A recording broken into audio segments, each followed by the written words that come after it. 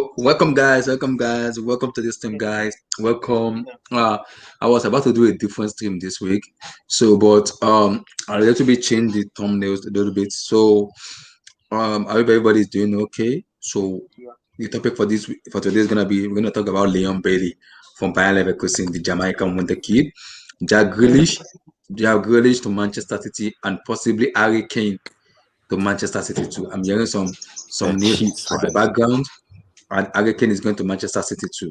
We're going to talk about Leon Bailey to Aston Villa. We're also going to talk about Chelsea striker Delima because at this moment, it's not even about fed up. I am just tired. I do not know what to say about this. It's not fed up anymore. It's just about being tired. I muted the word Haaland on my Twitter. Like I'm just tired a lot because I do not know what to say anymore. Because we keep repeating stuff over and over. And we're gonna discuss Juice Kounde versus Zouma because I've been on the TL. Some people are already fighting themselves, calling Zouma a racist name. Listen.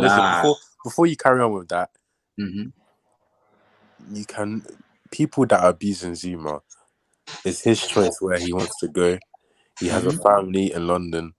Yeah, he's settled there with his family, so you can't judge him. Yes, it's an interest. Life is an interest. So you pick what's the best for him. I'm telling you, some of the Chelsea fans. Yeah. I understand why people are getting angry, but the abuse needs to stop because I don't feel comfortable. A player like him getting abused, I don't feel it's good not about fair. it. It's not fair, but I can understand why people are getting angry and getting abused by him. I understand. Out of Chelsea. That's it. That's just why most people insult him. Just because we want to get Juice Kounde now, I won't discredit what Zouma has done for Chelsea. Yeah, Zouma has won everything at his club. He's a legend for me. Yeah, he won the Premier League, he won the FA Cup, he won the UCL, the League Cup, also too. Yeah, he's won so many, and he's even 26. He's just 26. I think he's was he with Mr. Sarri when they won the UEFA Cup? No, it was not there. No, it was not there. It was not there. So, we're gonna talk about some money stuff, and we're gonna ask the fans some questions when they're coming. So let me come to Leon Bailey now. Everyone, give me your take on the Jamaican wonder kid. Have you seen him play before? No, I think it was last season or 2 seasons ago. Yeah, he was a popular guy. The secret about this guy is when Chelsea signed Kai Havertz, I wanted Chelsea to sign this guy. What a player! This guy. I never liked him because he can dribble like what they call this Nigeria guy in Villarreal. For me, he's too inconsistent. Thank you. Yes, and he's much older than Kai, and Kai was carrying that team. He was carrying the team. Kai was carrying that team on his back with no help. That's why he left. They came 5th that season. No help. So, Edo, give me your take on them, Leon Bailey. Is that something like getting a good player in Leon Bailey? Because remember, they have sent Buendia, and they are about to. Special about him. And they are about to sign to Cantwell of Norwich, and I'm also hearing they will sign Ward-Prowse of Southampton. They will sign Ward-Prowse. For me, it's a good team, and this. Do you know what this shows? The teams outside the top 6 are getting stronger, and there's a lot of money in the Premier League, and it's very scary for La Liga, Bundesliga, Serie A. It's very scared for those other leagues. That's why the Super League had to happen. It has to happen for me because there's too much money in the Premier League. Too much. I think they just need like 2 to 3 players. If Grealish goes. Because it will go. Grealish will go. He will go to Man City. Yes, so they need 2 or 3 players. Yeah, they've got Leon Bailey is one of them. They've gotten Buendia. They've gotten Buendia from Norwich. They're looking to get Cantwell from Norwich, and also what's called, and also Ashley Young. Ashley Young is, and also they're getting Ward-Prowse. Ward-Prowse is also joining too. Which, like now, this is the same problem I complained about Frank Lampard. You sign 3 or 4 players a season. That is the reasonable amount to sign. If you sign anything above 3, above 4, then you want to spoil your team. Because there will not be balance. Everybody wants to play. There will not be balance. How to try to put everybody to bring the rhythm back into the team becomes really difficult. That was Lampard's own downfall this following season. That was the same thing Fulham did not quite long ago. How will you qualify with a particular team to the EPL and you change almost the full team? And they went back to relegation. To be on Lampard's side here, I'm not a Lampard fanboy, but we have to be honest. We had a transfer ban and we had to overhaul the squad. No. See, this It was getting old. I see. And I we had get to this get rid of Willian and Pedro. Well, I get this transfer ban. I am not disputing that. But my problem with it we did not need too much player in one window. No. No. But you had to. See, yeah, this is what the problem is. Right from the moment Roman endorsed the signing of Frank Lampard, I have a problem as a fan. I have that problem because I came out and said it. Roman, you are setting up Lampard to fail. He is not going to succeed with this fan base because there's a difference between Lampard as a player and Lampard as a manager. It's way different. Lampard does not even have a structure or a plan for him to become a top tier manager. He went from Derby County from 6th position to 6th position. That does not strike me as a fan watching football. I'm sorry, it doesn't. Chelsea is a big club. If it doesn't perform, the door is open. It will go. It will surely go. So for me, him coming to Chelsea was already a failure. It was a failure. It was not a failure. To my point, to my own. I only discovered that now, if he had added 2 players to improve the team he used the first season, Lampard might still be here in Chelsea. No, I don't believe that. No. Might. I said might. I don't say will be. I said might. Might, yeah. Because now the defense, he brought someone Silva to the defense. He brought Kaba to the strike to strike. Brought Chidwe to the defense. The whole team. It takes them time to gel. You know, under Lampard, his whole managerial career and with Chelsea, he conceded over 59 goals. He considered 68 goals in a season. 67. How bad that is. How bad it is. 67.5 goals. Bad. Almost 68. That's bad. That's a ridiculous goal to concede. Wait, but you know the thing though, I have to say. Do you guys rate Tomori? Not rate him, but I don't. That's the thing. I don't rate him highly. A lot of people rate Tomori, and they rate Zouma. And if you look at that whole tenure, the fact is that Lampard thought he would be given more time. So in that first season, how many youth players were playing? You had Reece James, Mason Mount, Billy Gilmore, Tammy Abraham, Fikayo Tomori. Even gave Tino Angerin and this guy Roja, even Gerhi. So he felt it was a project of like 2-3 years, like the way Liverpool gave Klopp. But Chelsea don't play like that. So in a way, I do feel that he was looking at, okay, I want to see these guys improve more than instant success. Do you know what? I reckon if Tuchel never got sacked, I don't think we would have sacked Lampard. Because Marina always wanted Tuchel from Conte's days, man, when he got sacked. So yeah. No, I think if Tuchel didn't get sacked, we would have still sacked Lampard and gotten Poch. Yeah. Pochettino, no, that was a terrible one. I don't want. No, it's not about what you want. You guys are getting it confused. It's not about what you want. It's about the club. The club for sure would have given Poch the chance. You think he would come to Chelsea after managing Tottenham? The way we treated Benitez, I don't think he will come. What are you guys saying? So you're telling me Poch would rather not have a job than he wouldn't? Because of what? He would ruin his relationship can you tell me with why? Tottenham fans. Yeah, let me tell you the relationship. They fired him. Is that the relationship? Or was it mutual consent? But the manager, Daniel Levy, and him were always. Daniel Levy fired him. Man. Don't take this loyalty kind of thing. It's not like he was born. Guys, wait. Let me continue with it, man. Give me your take on Leon Bailey. What's the expectation for him this year? Because the way Aston Villa are signing players, as the fans watching, I am scared. I won't lie to you. See, they have Buendia. Buendia is a creative player. Leon Bailey is a creative player. Todd Cantwell is a creative player. And you're adding Ward Prowse. Ward Prowse, you see, do you know what Prowse career in Premier League is one of the best set Free piece kick. For me, he's the set best. piece Free kick. in Premier League. Best. The best one. If I want to take 1 to 5, I'll put Ward Prowse there because he's so good. Okay, like me, I'll put Bailey. What I'm expecting from him is like 4, because I don't think if what does he want to do? He cannot give a world-class football from his previous club. Well, what is he going to do in England? For me, he's going to struggle in his first season. Yes, and then he's come going to alive. struggle. Because I think he's not consistent. I think the problem is the board want Aston, the kind of player they are betting. They are expecting an European finish when the season finish. European how can I put this? European players when they finish the season.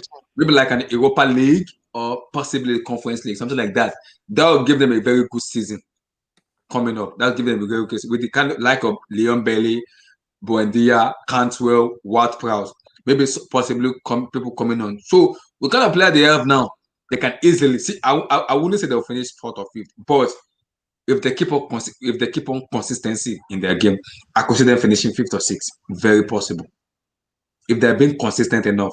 Because see, people may talk about Leon Bailey. This guy I'm watching with a better coach, Leon Bailey is a very. I don't want to play with him if I'm a defender. Because with a good coach like Klopp or Tuchel, this guy will kill someone. He will kill someone. I've watched him start very well. He will literally kill somebody. Later, he's a very, very dynamic left foot player. Dynamic.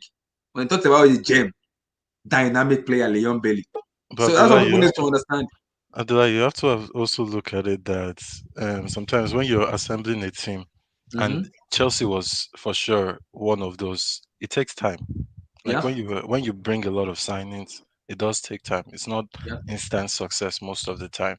And for Bailey, this is a big challenge. I don't think he will eat. Like I won't say he will flop or he will eat up the Premier League, because this is a different whole, like it's a different game entirely. And the fact is, anyone who can be consistent will make top 4. Like that's the top 6 is about consistency. Anything that can actually be consistent over the whole season doesn't matter.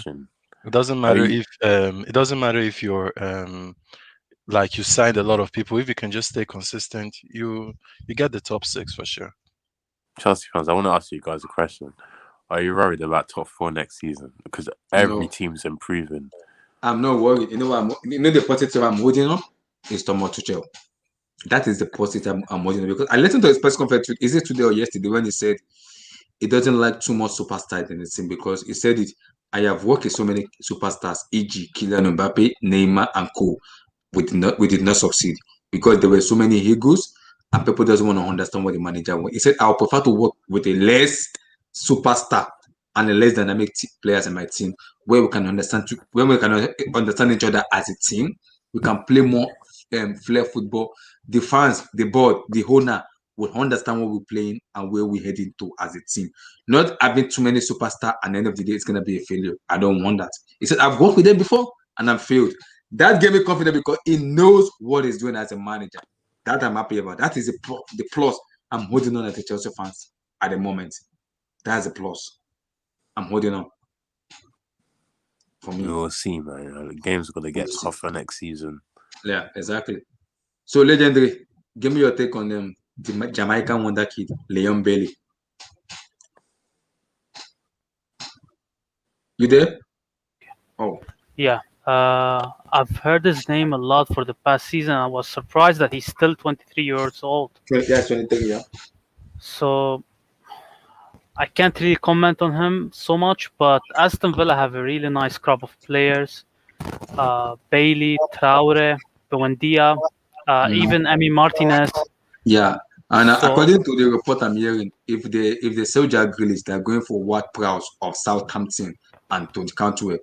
Especially Ward-Prowse, that guy is a freaky specialist. When you call about specialist and freaky, my Lord in heaven. Mm-hmm. That's a damn good thing. Damn good thing. There's talk of John Terry moving to Newcastle, so you don't know how this is gonna impact the team moving forward. But given the transfers, I think they're in a good place. Mm. Yeah. Fair enough. Abdurrahman, Leon Bailey. Same Leon thing, Bailey. man. Jamaica We'll wonder see. kid. We'll see this season. I can't. No real comment. I'm not gonna act like I've watched them play. Mm-hmm. Damien, I know you haven't watched much about him. Do you know this guy? He played for Bayer Leverkusen. Leon Bailey. Yeah, I heard of him. I think Villa are doing pretty good business recently. On the last 2 seasons, they have made a lot of investments in the squad, and they keep getting higher and higher up the table. I think with this Villa team is obviously a project in the makings for them. Whether Jack Grealish stays or not, we have to see. But I think if he does leave, then I think Villa will still be in a pretty good place. I think the talent, you know, they're getting, the investment in the squad as a whole, I think is it's been very good by them. I think next season they might want to make a push for Europe. European champion, European finishes like fifth or sixth, something like that.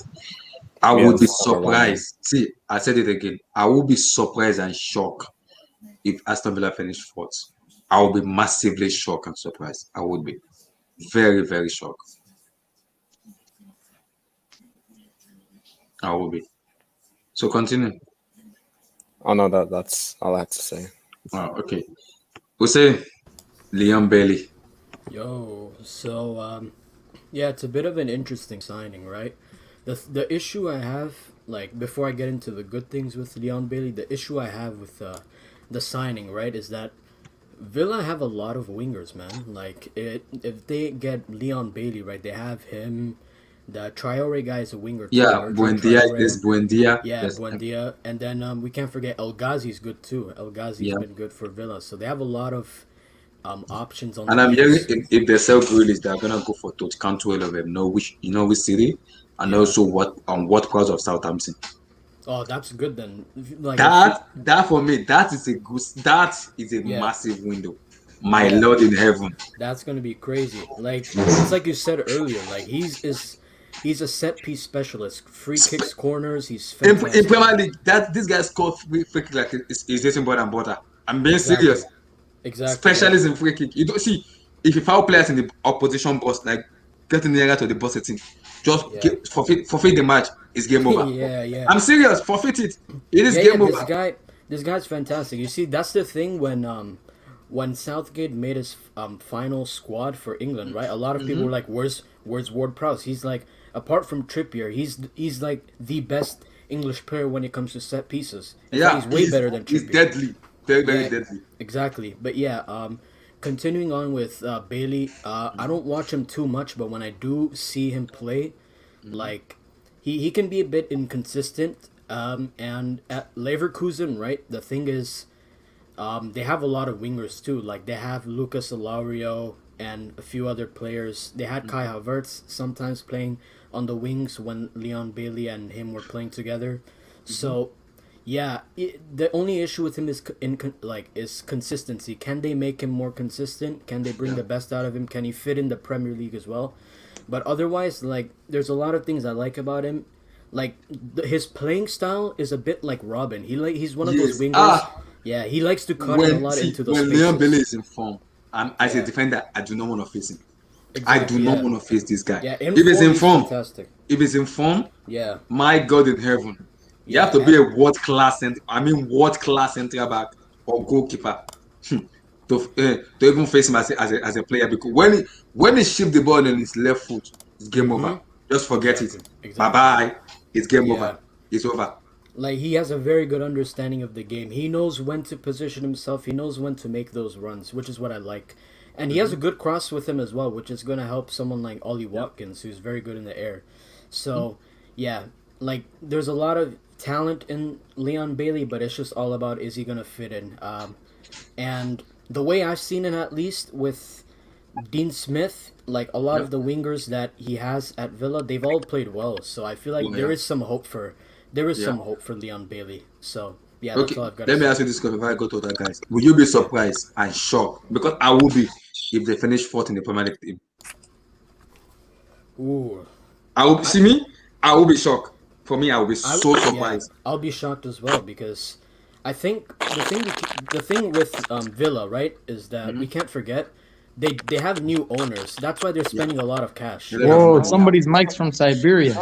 Yeah, but yeah, they have Continue. new owners and they're investing a lot. That's why you see players like Leon Bailey, Buendia, all these guys, Matty Cash. Mm-hmm. They're coming in. They're doing really well. What But about that fourth Ollie place. guy? Oh yeah, Ollie Who? Watkins as well. Yeah. Ollie Watkins, Matty Cash is a decent right back as well. Dude, what if they spent like they splashed a bit of cash that they got if they go for the transfer for Grealish, they could use some money, get like a Tammy Abraham. Then that team would look scary as hell. Yeah, But to be that's fair, I true. don't know any of their Yeah. defenders. They have a good goalkeeper, but Yeah. I think it's what Abdullahi said. They're looking at James Ward-Prowse and What Cantwell. plus? Yeah. Yeah, What but plus? yeah, but they might also look at a defender. We might see. I'm not a so big who's fan their of the nine? defenders. Their Oli nine is Watkins. yeah, Ollie Oliver Watkins. Watkins. Oh, okay. He played for I think it was Brentford, right? Bradford, yeah. In the Yeah, championship. Oliver yeah, Watkins. yeah, and he was a top scorer there, and he's done good so far in the Premier League. So yeah, I'd be shocked though if they make top four. For me, I see them at least in Europa Conference League. I think they Because can. according to the board, I'm here because when Bailey was on the board and the players around the board were like, now we're signing a very creative player and this kind of player. Now all the player that's even if the Grealish list, they're expecting to finish in the European Championship table like fifth or sixth, max fifth or Yeah, sixth. That is the expectation this season. That is why yeah, they're going for this kind of creative player yeah. because they That's want to my finish in the expectation European too. spot. They want to finish in this European sport. That is the expectation. And my problem with it is they have to be consistent. If they can be consistent, it will take a massive gap or point to stop them. It will take a lot of points. With the creativity they have, if Billy can be fit, Buendia can be fit, World Class fit, oh my God in heaven. As a Chelsea fans watching or United fans, I do not want to face them. I don't want to face them. Barely going 1v1 with Ben Chilwell. Oh my God. Hi. It's game over. I'm sorry. It is game over. Or Bailey going 1-on-1 with Aspilicueta. Hi. Damn. It's over. So I'm not taking that risk. I am so sorry. I am not. I'm not taking that risk. So Chimere, Leon Bailey. Leon Bailey, I mean, he's a good player. I'm thinking, what is this Grealish replacement, right? Mm-hmm. Possibly, I'm not sure, but they said even without Grealish, they're getting Leon Bailey without him. Even with Grealish, sorry, my bad. They have been talking about him for like 2 or 3 weeks now. Yeah, but they want to get him in on Leverkusen. And Bailey's a good signing, man. I was looking at his season last year. He had a good season. He was amongst the top 50 players in Europe last year. So he's a very good player.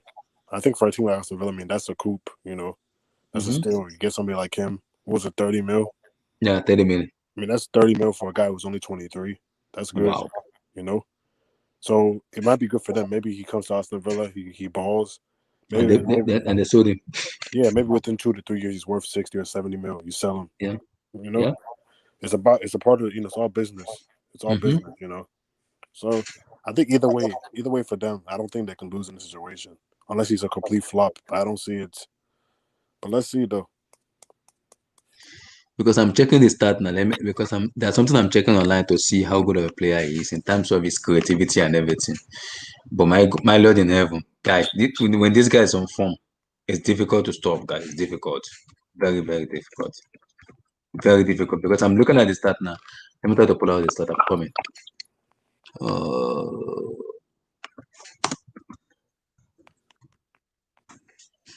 So I'm looking at the stat now. 30 matches, 9 goals, 7 assists. So hold on.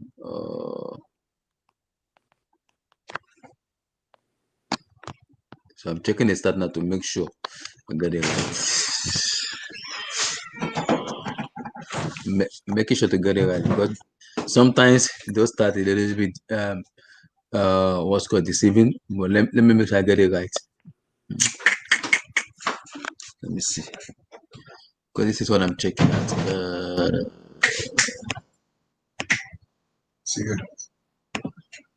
I'm checking at.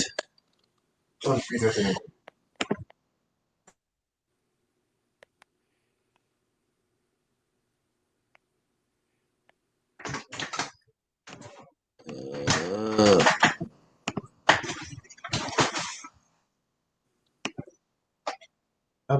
at the church. It's also in the fridge.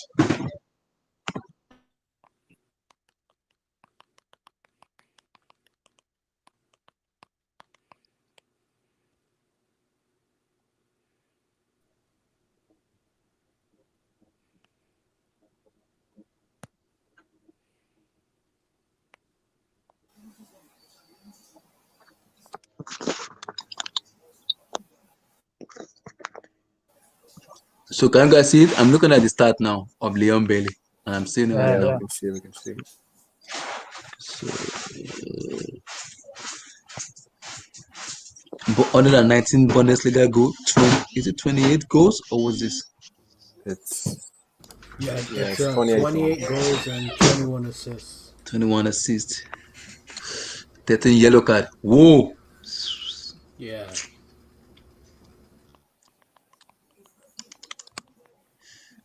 I think with a better coach that can coach him very well, it could look very scary. But I think Dean Smith is also a very good coach, though. It's not that of a bad coach. That of a bad coach, though. With the start and everything, he should be a very good player for Aston Villa. What do you guys think? I'm looking at the start. I'm checking the start now. It look little bit very scary. But my problem with everybody have been saying is consistency. That's what the problem is consistency. Because if they can be consistent very well, exactly. If they can be consistent enough, like if Bailey can be consistent enough, Aston Villa could look very scary. Yeah. It can be looking very, very scary. Very, very scary. So what are you guys thinking? Man, we'll have to see. Just to me, looks like a left-footed, another black dude with pace coming to the Prem, running around. I mean, we've seen that gimmick before, and we see it now with Dama Traore at Wolves. You know, what you call it? I don't say Maximin. For Got Newcastle. pace. What is that? You know, it doesn't really mean nowadays. That doesn't really excite me as much as maybe a central defender or a midfielder, or even just a striker. You know. So we'll see. He'll come to the Prem. He'll come to Aston Villa. There's more eyes on Aston Villa this year. Going into this year, they're kind of, to me, they're like there are a few teams in that sort of bubble that are fighting for that position. I look at Southampton, West Ham, Leicester City, Everton. These are teams that on any given week. I'm hearing a bit of. Can you guys hear me clearly? Is there an echo? Yeah, we can hear you. Yeah, we can hear you. Yeah, no, I was There's just a bit saying of an that. echo. And echo. I think it's from you. Can From you me? make sure you check very well to see? Is it from you or from me? Okay, just give me a sec. How about now? Yeah, I think it's better now. Continue. Just keep going. Okay. Yeah, so young player coming to the Prem, and your first this is, I think, his biggest move, because before he was at Bayer Leverkusen, I'm assuming, what was he playing in the Jamaican Farmers League or some league in England or something like that? So your first big move is to Aston Villa, which is kind of a head scratcher, and you're coming in after I think that's their greatest ever player, right? Jack Grealish. I think in history, that's probably like Alan Shearer. Like, he's a cult hero, and he's going for the most money any Villa player ever has. 100M to a CL finalist, big contender. So you got big boots to fill. You're coming into a not like a top 10 team. You don't have to worry about relegation. So it really just depends on how much rope the manager is going to give him as far as time where he can say, "Oh, excuse me, I'm just adapting, to the Prem and all that." Listen, you're 23, you got pace. Your job literally should just be to come into the team, beat the fullback, get to the byline, and whip it in. And if you can do that consistently over 90 minutes, I think you'll be successful. Aston Villa going into the season, I don't think that they're better than Everton. I don't think they're better than Leicester City. I don't think that they're better than West Ham. So if they finish in like you were anticipating, Abdullah, for them to finish in Europa Conference League, I think you got to get into 7th position in the EPL. That's achievable. Now, you said you'd be shocked if they finish 4th. If they finish 4th, something seriously went wrong. This league is fucked up because there's no way that Manchester United are spending all that money. Man City are breaking records, spending more money than some countries' GDP. Liverpool are defending champs, or a couple years ago, and then they won the CL. Chelsea CL finals. For this team, this Aston Villa that Liam Bailey's coming into, for them to finish in 4th position, getting the Champions League, that's pathetic. That should be shameful. And every team above them then should just be forfeited for one season from the CL. And the Super League should not continue because you're not superior to even Aston Villa. But let's see, man. Liam Bailey. Anybody want to chip something on Liam Bailey before we move on? No, I just want to say one last thing. If Tammy Abraham went to Villa for 50 M's, if Villa paid Chelsea 50 million pounds, for Tammy Abraham, man, Villa would look nice. Because I'm thinking of Ollie, Tammy Abraham, Leon Bailey, El Ghazi. They got a nice decent goalkeeper. And the best thing, guys, you mustn't forget low expectation. That's when you can truly ball. Because look at Leicester City in the past couple of seasons when the expectation ramps up at the very tail end. You get one injury, and then now you got to actually start playing like men. Then it's like they crumble. But Villa have low expectations, so I think the platform is set for Bailey to say what's up this season. Fair enough. So before we move on, do anybody, Damien, Legend, De Break, and them Chimere, you guys have anything to say before we move on Leon Bailey? I'm good. Oh, okay. Let's talk about him. See, I don't want to bring it up. I think I'm gonna bring it up this year. Every Manchester fans will hate me on this, but we have to bring it up.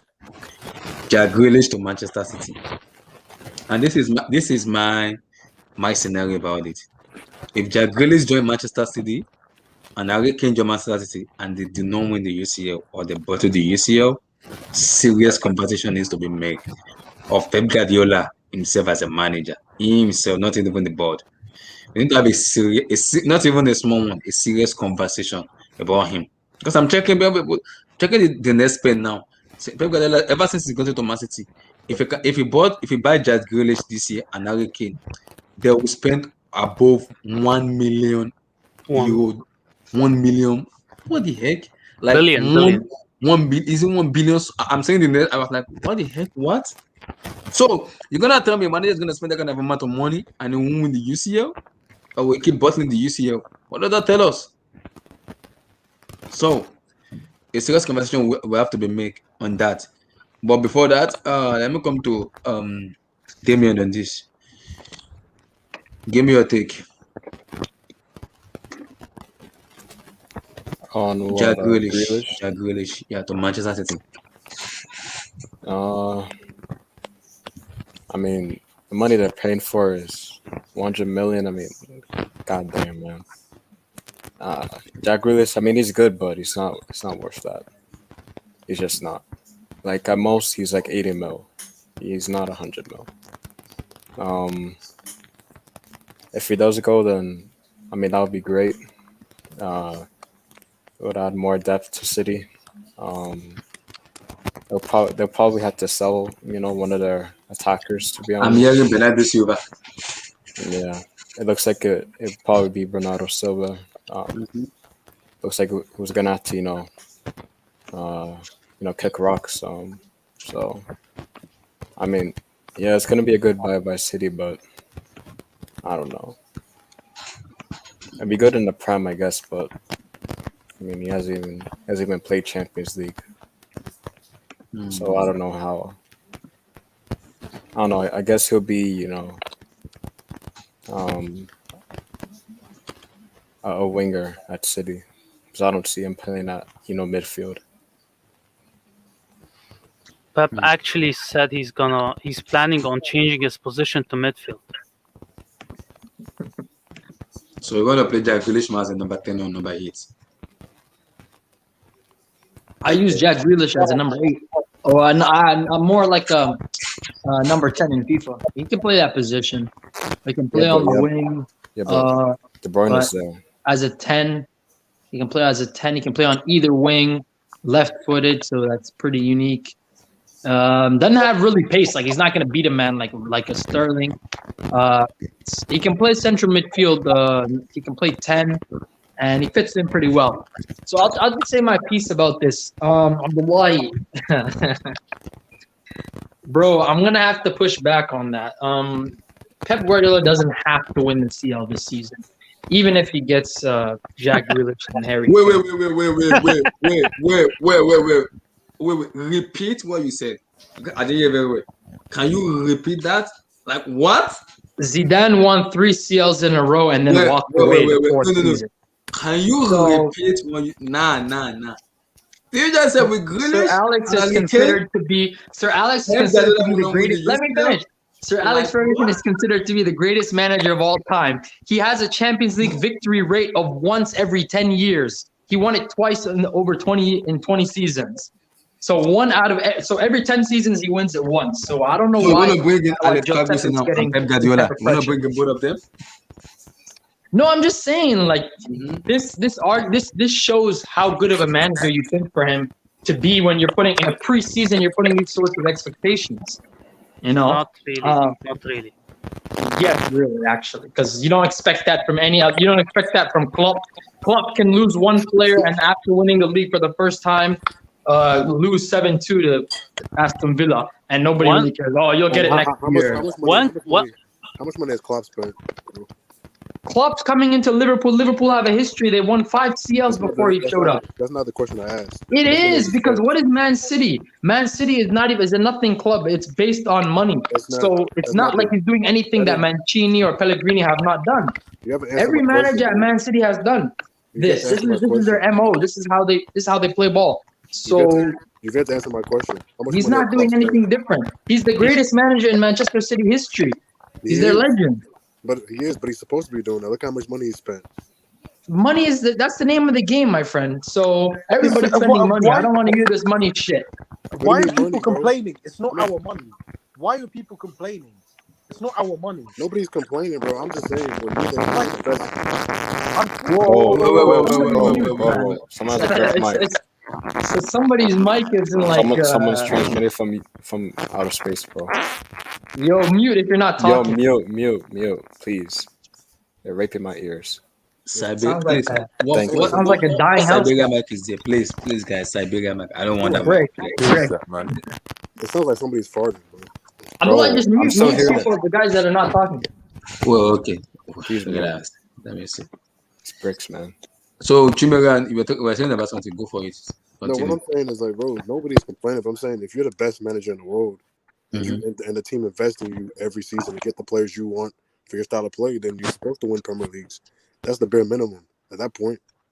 If you're the best manager in the world. No, but see, that's where you got it wrong, because it's nobody, and I'm speaking from a completely objective and unbiased position, because I could care less about Manchester City. But no Manchester City fan, whether you look at like the white fans that have been there, like back when they were playing at Moulton Road in the 50s and 60s, or you look at like these the bandwagoners. None of those so-called Man City fans claim Pep to be the greatest manager of all time. It's actually the other supporters of other teams. I never said that, though.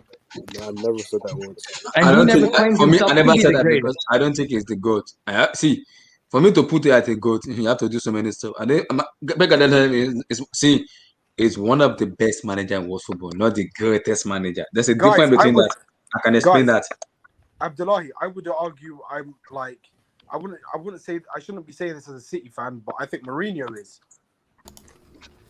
I prefer Mourinho over Pep. I think Mourinho is the GOAT.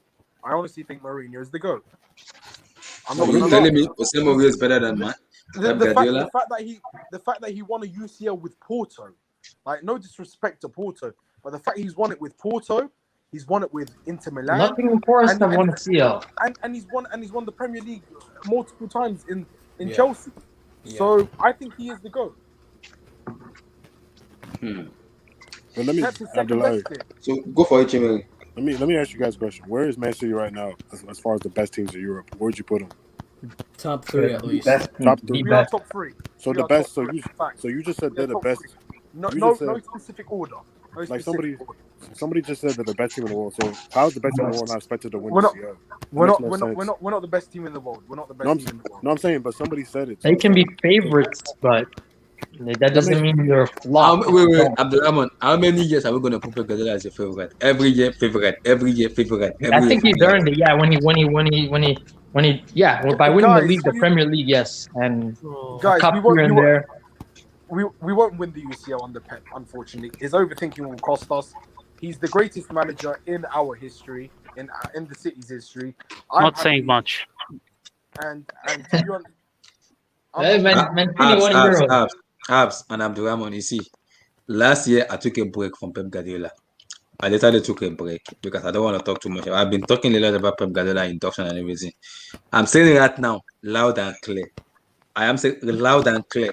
If all my City fans are listening to me, Park, NASA, if you guys are listening to me, True City that fan. Grealish and Harry Kane coming in, and Pep Guardiola does not win that UCL. I'm saying it right now.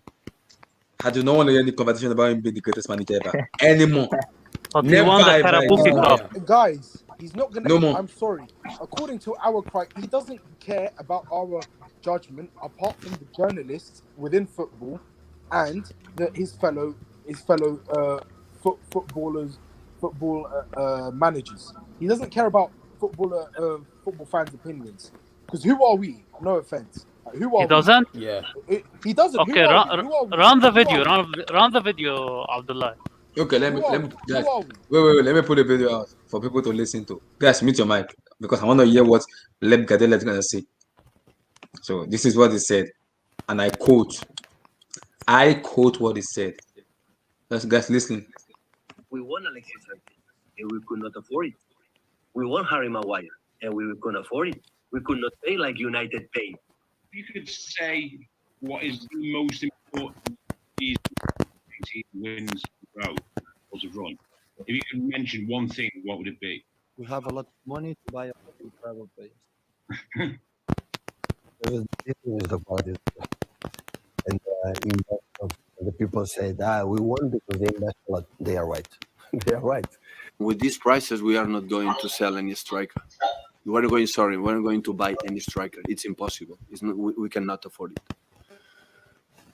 We cannot replace him. We cannot.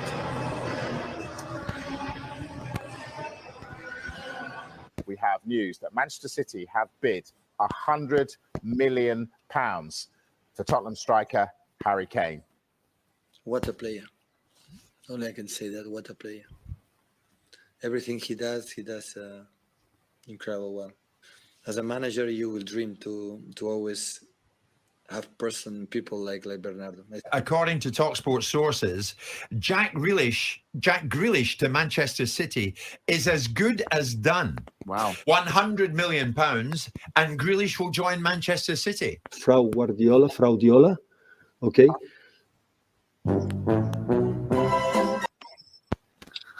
Relax. Guys, can I just say something? Yeah. Relax. Exclude the interview about Bernardo Silva and the Sergio Aguero topic. The rest of them are all sarcasm. If you cannot sense that, you are. Why are you excluding them? No, exclude those. Those are genuine. That is But genuine tech. I get it, but doesn't this go against your point that he doesn't care about people's opinion? Just listen. The rest of them are all acts. It's all sarcasm. If you can't sense that, you're an absolute mug. No offense, you're a mug. You don't get you fall for anything. But That's I know. sarcasm. Yes, it's sarcasm. But why be That was sarcastic sarcasm. if you don't care about this issue? He clearly cares about people's opinion that he's so. a checkbook manager. Does he care? He's earning millions, money that we'll never earn. Does he really care? No. He's more successful than most people will ever be. He doesn't care. I don't think Why he bring cares. it up if he doesn't care? Of course he cares. He understands how much he spent and the level of expectation that comes with it Okay, in terms of UCL. What's going to happen to him? Is he going to have a heart attack? Is he going to die? Is he going to get cancer? Is he what? Is he going to get stabbed? Nothing's Not going to really. happen to him. Nothing life-threatening is going to happen to him. You're taking it to an extreme now. You're taking it to an extreme, life-threatening. I'm putting it into context. It's not like people are making it a big deal like it's life or death. That if he doesn't win the UCL, then he's gonna die, or in that type of context, or that type of exaggeration people are making it out to be. It's not a big deal if he doesn't win the UCL. It doesn't matter. He's won at a different club. You can't categorize it as an asterisk just because he's won it with Messi. What? It's a massive failure. It's a massive failure.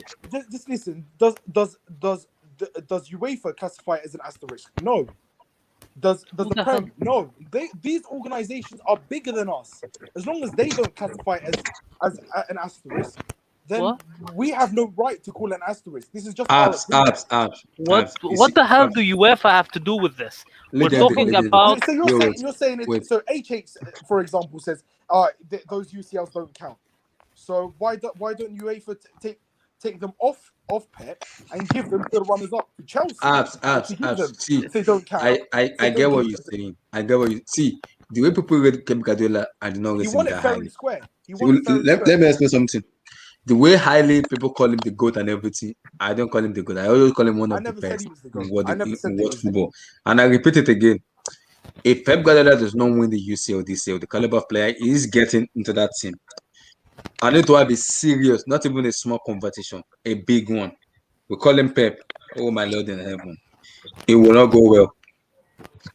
Either UCL or bust. That's it for Pep Guardiola after getting these players. Because now, what else could you want to give him this year again? After spending this money, are we gonna give him VR is good? VR fucked us up. No, dude, but the thing is, he's getting a guy from Aston Villa and Harry Kane who's a perennial loser, who never wins shit. So you want him to just come and take him into class and teach him how to become great and to win trophies and win the CL. These two players have never even won an FA Cup, let alone a league, let alone a CL. Bro, weren't you just capping for Harry Kane the last time I talked to you, bro? Big merch. But I'm not. Yes, to win the league, maybe. I mean, that's reasonable. To make it to the CL final, that's reasonable. They're getting a Villa and a Hotspur player. Come on, be real. Aston Villa. Harry Kane's been to UCL finals, so what's your point? He's only been to one and he's been injured. How many months? I'm not saying that getting back to a CL final is unreasonable expectation. No, that makes sense because they're UCL finalists. They won the Prem, so to defend their title, that's reasonable. But to say UCL or bust and that you're going to question his entire legacy and his reputation, it's like it's a bit too extreme. Abdurrahman, like I said, I see people can call him the GOAT. I'm not putting Pep Guardiola as the GOAT because he's not the GOAT for me. He is one of the best managers in world football, and I appreciate everything he's done. The UI Cup season he brought and everything. Like I said to all Man City fans, if Pep Guardiola does not win the UCL this year after spending this money, serious conversation needs to be spoken about Pep Guardiola. Serious one. No, we need to have a dialogue, a big one, and I'm ready for the dialogue. I am ready for it. I'm not gonna say he has to win because it's hard to win a CL. Like, but at the same time, though, like they should, you know what I'm saying? They should at least be there. You know, like if they get bounced in the quarterfinal or something, that's a failure. But if they lose in the semi, like to PSG, you know what I'm saying? I'm not gonna say Pep is a fraud because PSG is still a good team. It depends on how they lose. Exactly. It depends on how they lose. Yeah. I don't think I think he's top 3 GOATs. He's third best GOAT, but I don't think he's top 2 GOATs. To be quite honest, I think the top 2 GOATs are between Mourinho and Sir Alex Ferguson. This is not the farm. You can only have one GOAT. No, I'm just saying one of the. So you're saying one of the greatest of all time. One of I'm saying, but top 2 if it had to be head to head. It's between Mourinho and Sir Alex Ferguson, to be quite honest. And if I was such a biased City fan, I would say Pep all day. But I'm not saying that, am I? But the amount of slate I think Pep's done Centurions in three leagues in total. No one's ever done that. Domestic treble. No one's ever done that. Sir Alex Ferguson said. Can I just say something? Sir Alex Ferguson said, yeah, this is all to all the United fans who said Sir Alex Ferguson is the GOAT. According to this GOAT's opinion, he said it is physically impossible to win all three domestic trophies in one season. And 98 points, back to 198 points, back to back. So, okay, but here's my... And another thing, people said, oh, well, he needs to win the league back to back.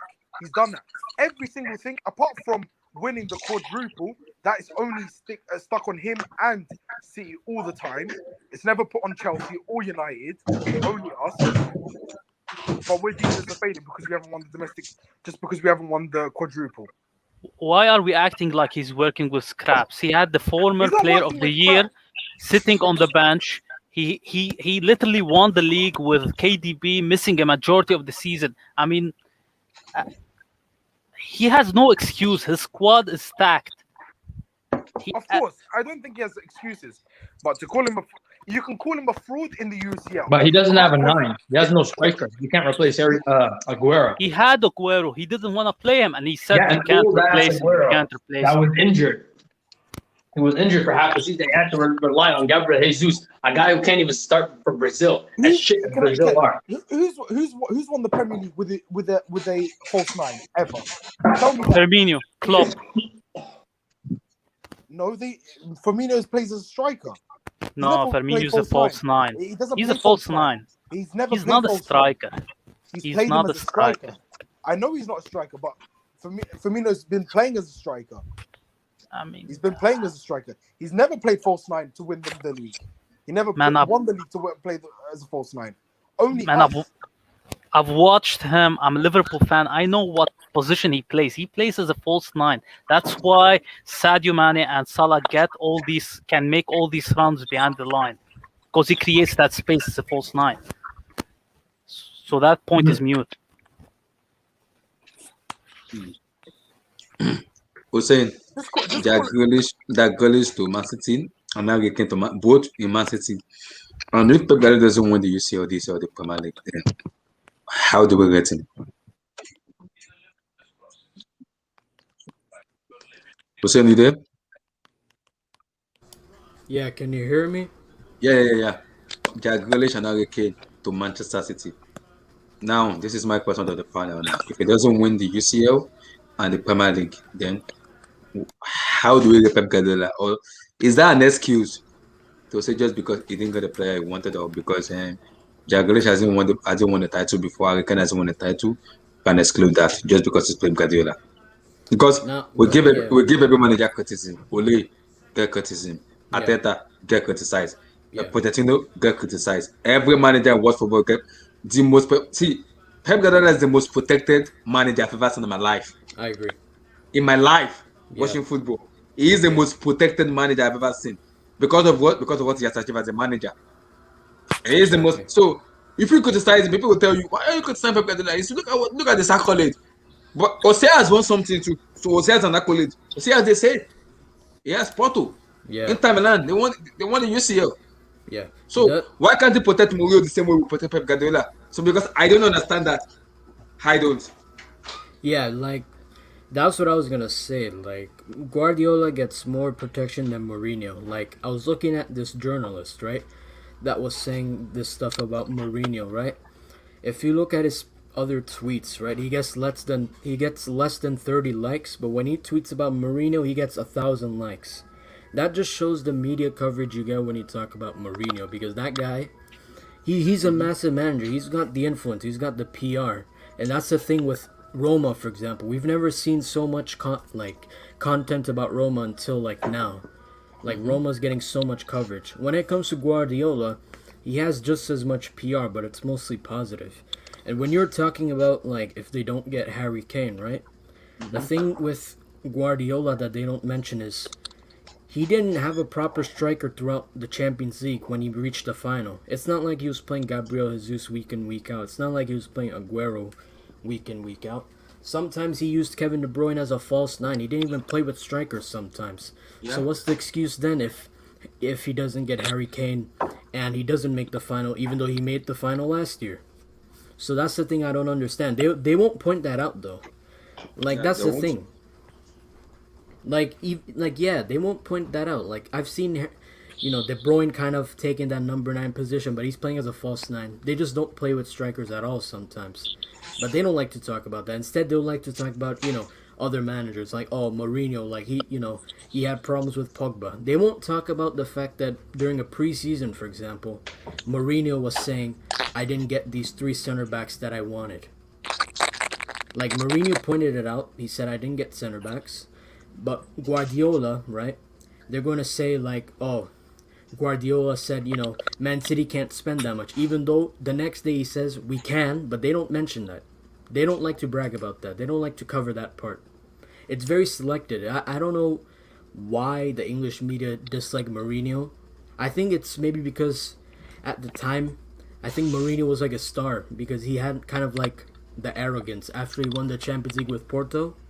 And I think that's kind of why ever since then they've been, targeting him and saying, this and that about him. With Guardiola, it's a bit like, he went from Spain, he went to Germany, now he's in England. It's a bit of a different transition.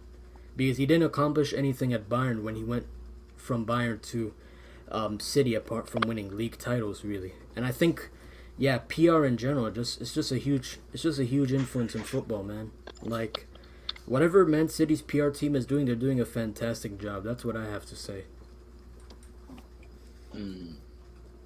Fair, fair enough. Facts. Chimera, you want to say something about Grealish, possibly Harry Kane? Now, this is my question now.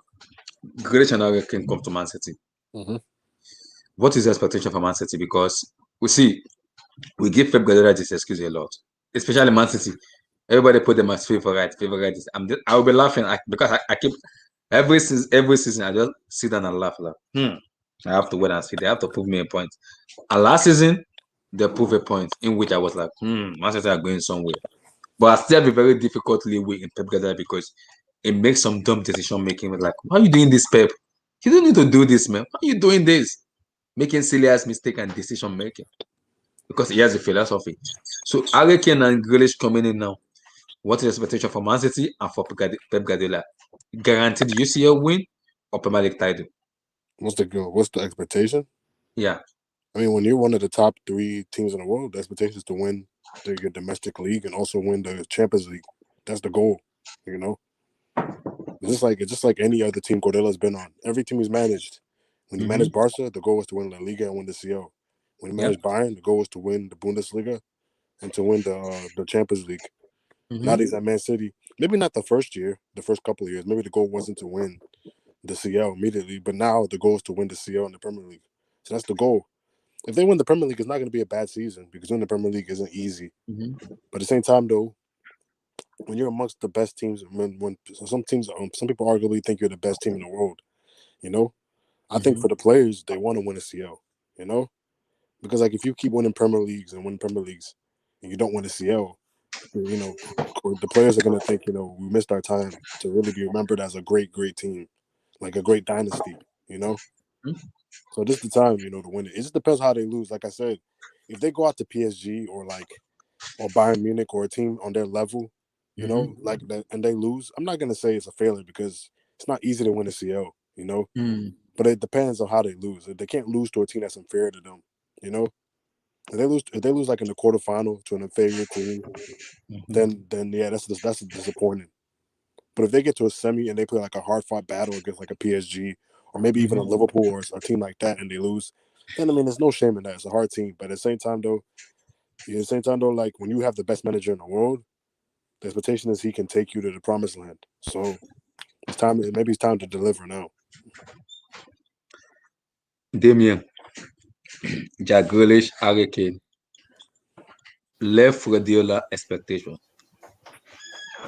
I think Chimeri hit it on the nail. It's League and Champions League. If they get them too. Okay, what if he doesn't do it then? How do we rate him? Because every year we give him. We give Man City so many excuses, and especially Pep Guardiola a lot because he's won so many stuff as a manager. And I get that. I'm not disputing what he's done as a manager. But Ole Gunnar Solskjaer get a lot of disrespect a lot because he hasn't won a trophy. Mikel Arteta get a lot of disrespect. He hasn't won a trophy. Same goes with Pochettino and other kind of manager. They get disrespected a lot and so many abusers because that. But Pep Guardiola get so much protected. Like people protect. People even call him the god of football. I was like, relax, because of what he has won as a manager, his accolade. Now he is getting a creative player in Jack Grealish and a goal scorer in Harry Kane. Now, no excuse for me. No excuse not to win the UCL. No excuse for me. Yeah. So you want me to answer if he doesn't do that? Yeah. Um, if he doesn't do that, then it's well, you have to have a little bit of context. But if we're going to base off that, he doesn't deliver next season if he has those two players, then it's a failure. Then it's a straight up failure.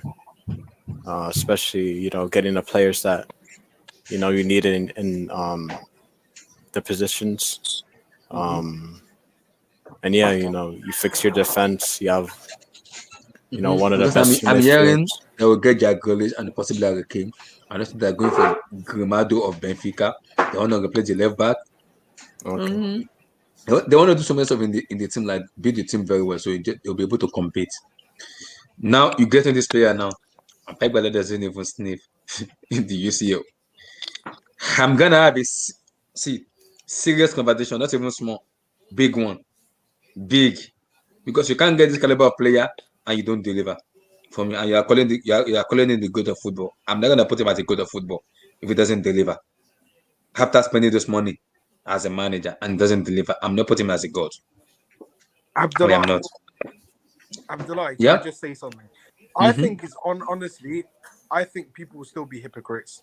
Even if he does win it, people say, "Well done, you've won it after spending £1 billion." People will still hate him. I know. You can just see it coming.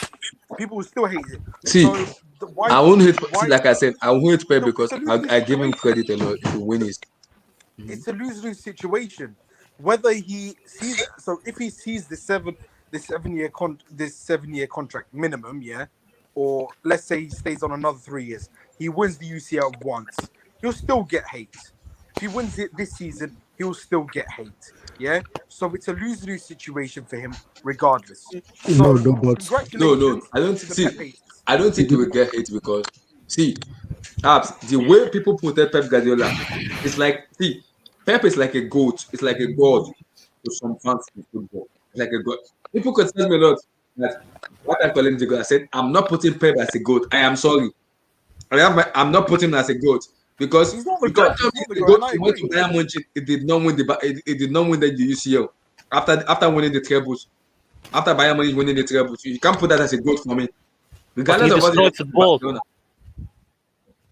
You say But what? the difference, can I just say, the difference between him and Mourinho is that Mourinho is a clown. Everywhere he goes, he causes chaos. Where has Pep ever done that? Where's hang on. Pep I ever think done that? you're going off topic right now. Let me just quickly talk about Pep and whether he's a fraud or not. I think he's not a fraud, but okay. Let me just start by saying this. Just because you spend a lot of money doesn't mean you have to win certain trophies. Nothing is a guarantee. Obviously, spending money helps, and there's a correlation between how much you spend and the kind of trophies you're able to win. But you shouldn't expect something guaranteed just because you spend a lot of money. That's the first thing. So that's not to say that Pep, shouldn't get criticized, but just because you spend a lot of money doesn't mean you're guaranteed to win a certain kind of trophy. But you have to say that Pep has still underachieved in this competition. Not so much last season, because he actually got to the final, which you can always lose a final. But the fact that he only got to a final for the first time since he came to Man City, that's a big L. That's a big issue. Because with the quality of team he has, this shouldn't have been the first final he got to. So that's an obvious thing that you have to look at. And other managers have done it with less money and a squad with less quality. Like Klopp. Klopp got to 2 finals in a row. Yeah, and go So back. you Tuchel have to got the look two at these final in a things. row. Thomas Yeah, Tuchel too. you have to look at these things and be objective and say that Pep hasn't done enough for as good as the manager he's supposed to be, and for the amount of money he's been given, he should have done better. That's just a fact. And people trying, people hating him for winning it. For me, the only major criticism you can give Pep, even if he wins it next season, is it took him this long with that much money spent. That's the obvious thing to say. But with these kind of things, you always find haters. That's the thing. You always find people who they'll always find a reason to hate Pep. But just keeping it objective, Yeah, this is what they say to all the people who achieve things in life. If you have haters, you're succeeding in life. So the fact that he has haters or people who are successful and have haters shows that you are successful. But I have to push back. You said something else. I have to push back on what you said. You said that Pep doesn't care. I mean, he obviously cares, man. He obviously does. I don't think he cares about as in like rival fans. I think he cares about the journalists or his like fellow other managers like Ancelotti, Mourinho, those individuals' opinions. Wenger. I don't think Yeah, he cares about you the have to fans. consider that Who are we? he Who are we? Even me as a Man City fan, I don't think he cares about my opinion.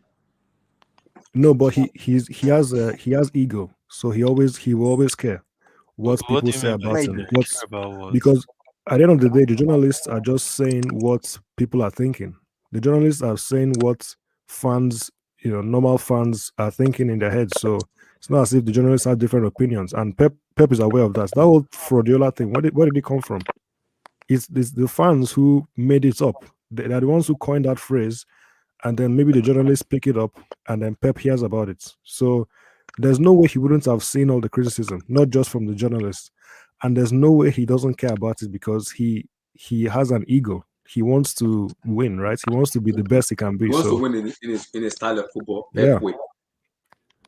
he wants to win his way. He wants to do things a certain way. So there's no way he wouldn't be looking at what people are saying about him. And he wants to win the Champions League without nothing. So you can't say he doesn't care about it. He definitely cares. Sam, Jack Grealish, Harry Kane, and what's attention for Man City, especially Pep Guardiola himself.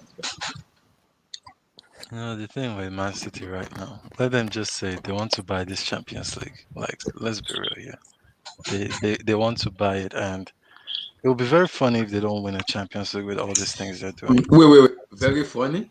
Are you Yes, kidding me? it will be hilarious if they don't win it with all these things they're doing. Buying with the squad they have right now, for them to feel that, and with the investment they made last season, for them to feel that they need to make another 100 to 250 million investment for them to reach their target, which is actually win the Champions League. It's ridiculous. I know quite alright Aguero left, but they've been winning without Aguero. So quite alright, right now they just want this two transfers mainly for the Champions League because that is their goal. I know a lot of people say they want to meet Manchester United and all that, but let's be real. Would they really, even if Man City win 15 Premier Leagues, that Champions League will still be something they need to win to assert themselves as a dominant team in world football. They can continue being league merchants, but they need that Champions League. It's very important. It's very significant. It actually puts you to that level of the elite football teams. So the Jack Grealish situation, it's a good signing on their in their own perspective. He's a good player. It's going to be it's left to see who will leave because I feel Bernardo Silva might have to leave to make way for him. Yeah, Or Bernardo's leaving. Bernardo's leaving. yeah, Bernardo Silva, which I really rated that guy. I don't know what happened to him. Like City, I don't know what they did to him, but Pace. yeah, yeah, Bernardo Silva, like him leaving, maybe Jesus or Gabriel Yeah. Jesus, we I will also think need to leave. based on the report of that, Athletic said if they want to buy a kid, either they give Tottenham Hotspur Gabriel Jesus and the player for that reason because Tottenham will not like a kid without getting the Wait, my own replacement. is that why is it that every time they want to give players, it's always black players that they're giving out in part of deals. So like, I don't get that whole Gabriel Jesus needing to go there Relax, and all relax, that. relax, relax. No, I've just noticed it, Abdullah. I don't know if it's. I've just noticed whenever I hear a party deal, it has to be. But I don't want to make this another. Yeah, but Jesus, man, let's be real. That guy's like, in a way, I don't see people target like he doesn't play that well. He doesn't perform to the level that he should be performing, but no one talks about it. I don't get it though, but maybe it's just because he wasn't bought for that much money, or Man City fans actually they like their players. Because I can imagine Gabriel Jesus playing for Chelsea. A lot of Chelsea fans will be really on him because he's not performing to the level that he should be. So like the team will be great, man. Like they already have a great team with Jesus. I mean with Grealish, they should win the Premier League. The Champions League, they should 100% win it if they're making that. And if Pep doesn't win it, I consider it a failure. I consider it a failure. He needs to do this. If Tuchel can do what he did with Chelsea, Mm-hmm. and I'm not saying that the Chelsea team is bad because I do feel that after Man City, squad-wise, there's no team. I would even say the City and if you look at that Champions League final, if you look at the two Mm-hmm. squads, they're the best squads in the Premier League and arguably even maybe bar Bayern Munich. Mm-hmm. I think the best squad in the world when it comes to football. So the fact is that Guardiola has to perform. Like he needs to he needs to change something. And a lot of people are saying that the final he did this he didn't play a DM, he didn't do that, but they always forget that there's a reason he didn't play a DM. Tuchel slapped him twice in a row. Like he was scared. He was really really scared and he had to panic. So He overthought it. He overthought he it. panicked. Because He panicked. See, if he's being when honest, you go into a fight and you lose, you go into a fight again, you lose. You start overthinking, man. So I think like, it's. there's a reason he did. There's a reason he overthought it. He was slapped twice already. I think he had imposter syndrome. I think he had And didn't you see what he was saying about Werner and the whole Chelsea team? Oh, they're so wide. The fullbacks. This guy was scared. He was really scared of the team. He So was. He was. He overthought it. he needs to change something, and he needs I to give Man City. The last thing I just want to say, Man City with what, because I have to say this, Man City as a club, they have been amazing to this guy. Yeah. we have. They have been truly amazing to this Uh, Pep Guardiola. So Sam. he needs to give this to the club. Do you know why he's had everything in his favor? His two bosses are his two best mates. The sheikh is very close to him, so it's pretty much a friendship. It's all personal relationship. It's not a professional relationship. It's more of a personal relationship. So of course, and it leads to a professional relationship because they're leading them to success. So they're not going to sack him. We have high expectations, but still, it's with No, I'm not even saying the it's stability. about sacking or all that. It's just with what your club has done for this guy, he needs to deliver I that agree. that Champions League. He needs to deliver. He He needs to needs to, deliver. like, But there's I no don't. but I ifs or in the long run. I do feel that it would, like, you would look at it and you can't call it a failure. You can't call hiring Pep Guardiola a failure, but yeah, it's there'll not a still be failure, this but sour taste. There'll be this sour taste in the mouth of all City fans when they think of his tenure if he doesn't win the Champions League, for because us, look, you the guys did like everything for him. for the like, let's say the people who are not the youngsters. I think the youngsters will probably be complaining, but people like me and the older generation, the original old-fashioned City fans, they don't care about the Champions League. They look down Nah, upon the man. See, they wait, I they want to stop you there. I want to stop you there, just real no, no, quick. look, A Whoa. lot of Sam, no, a lot of I've got to people, say a lot of people they say this thing. If you can't afford a car, they'll say, you know what, I really don't want a car. Or like, if you don't believe you can get something, then you switch it to, oh, you don't like it. Nah, man, it's not for me. I like what I have. Nah, you guys are just doing this because you don't really feel you Sam, can get it. Sam, the City fans who are on their 40s and 50s, they look down upon the UCL.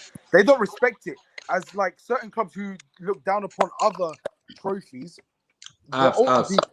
the let me say something. See, I don't want it to happen. If it does happen, do you know I'm gonna rate Thomas Tuchel and Klopp ahead of Pep Guardiola? I can even call the both of them good ahead of Pep because regardless of less money those managers have spent, they have actually shown something. Pep Guardiola has been given so much money ever since he became a Manchester City manager. He hasn't delivered any UCL trophies, and you're telling me it is not the priority of them winning the UCL. Man City is people don't call them a big club. Guardiola for me is a face for Man City. He is a face. Him being the face is attracting more players into that team. Are you telling me Sheikh Mansour, the chairman of that team, and the sporting director and the board, spend all this money for them to win the Premier League and become a Class A or break in the UCL? It's not gonna work. If club can spend less money and win the UCL, Thomas Tuchel is spending less money and winning the UCL. There's no excuse for Pep Guardiola not winning the UCL. That is not excuse. He has to win it. It's a guarantee. You even see it. I noticed this with a lot of clubs that have never won the Champions League. They actually say this a lot. Even Tosin says it with PSG that, I don't care about the Champions League. I don't want it. Like it will come one day. Like there's this whole, they don't want to basically commit. They don't want to say they want it because they don't really believe they can get it. Because let's be real, they've done this much, spent this much money, have a squad that destroys every team, but for some reason they still cannot get this trophy. So it's something that in a way they've come, like almost they feel defeated, so they just accept that, what, I can't make it, so what, let me not even put my expectations to, oh, we need to win this trophy. It's more like, what, I'm okay with what we have, the Premier League, let's keep on stat pad in the Premier League. Sam, I generally, in my opinion, after seeing that final, I don't believe Pep will win us the Champions League. Maybe a different manager will, but definitely not Pep. I hope I'm wrong, but I don't believe it. Yeah, I totally agree with that. But when you start saying that, when you say that, oh, your team, you don't want it. That's when I know when Chelsea couldn't win a Champions League. That was the one thing. It was a big deal. I will say right now, Chimere is here. 2008 was one of the worst days of my lives. Don't cannot. make me remember that. That 2008 final. Chimere, I despised United for almost since Fergie left. After Fergie left, and you guys started behaving normal and started behaving like every normal team. 2009 hit when they say took over that year when they were like Chelsea United coming up to like 2006, 7, 8. Before that 28 literally make me even despise United under Howard Webb when they were giving them stupid and ridiculous fouls. Guy kind of paying the referees and winning matches unnecessarily. I despise them a lot as a club. Like that's the thing. So like every Chelsea fan will tell you that Champions League was the deal. We wanted it. And that's why Drogba forever will be on that legendary status. Other teams might not rate him as high as we do, but we know what that guy did. I rate him. He's a great. Like City fans should give Pep expectations. They need that Champions League. He needs to deliver it with the millions, with the billions. He needs to give you guys that. Blue Eyes, how you doing, brother? You better unmute my brother. I did, man. Weekend. Blue Eyes. Abdullah, my brother. Abdullah. What's up? I mean, so Abdullah, have you come for your guys? Abdullah, have you come for your punishment again? I've never seen a Man City fan that volunteers to get punished. Beautiful. You can give me you can say my punishment. My life could not get any worse, honestly. Honestly, I couldn't care less what happens to me next. Honestly. You be alright, bro. You be alright, man. So Blue Eyes, my question to you is Man City are getting Jack Grealish, and it will be official this coming week, and also possibly Harry Kane to them. What is the expectation for people talk about Pep Guardiola a lot. We kind of they protect him a lot as a manager because they said he's won so many stuff as a manager. And I'm not disputing that because he has won a lot. If you can protect Pep Guardiola this week, why don't you protect Ole, Arteta, Jose Mourinho, and other kind of manager? Because Jose has won so many trophies too, but is the most cost and abuse manager in world football at the moment because of the antics he does in football. But Pep Guardiola is the god of football because of what he has won. It doesn't correlate for me. It doesn't. Harry Kane and Jack Grealish wins you a title, and no excuse for all Man City fans if Pep doesn't win that UCL. No excuse. That is it for me. That is a failure.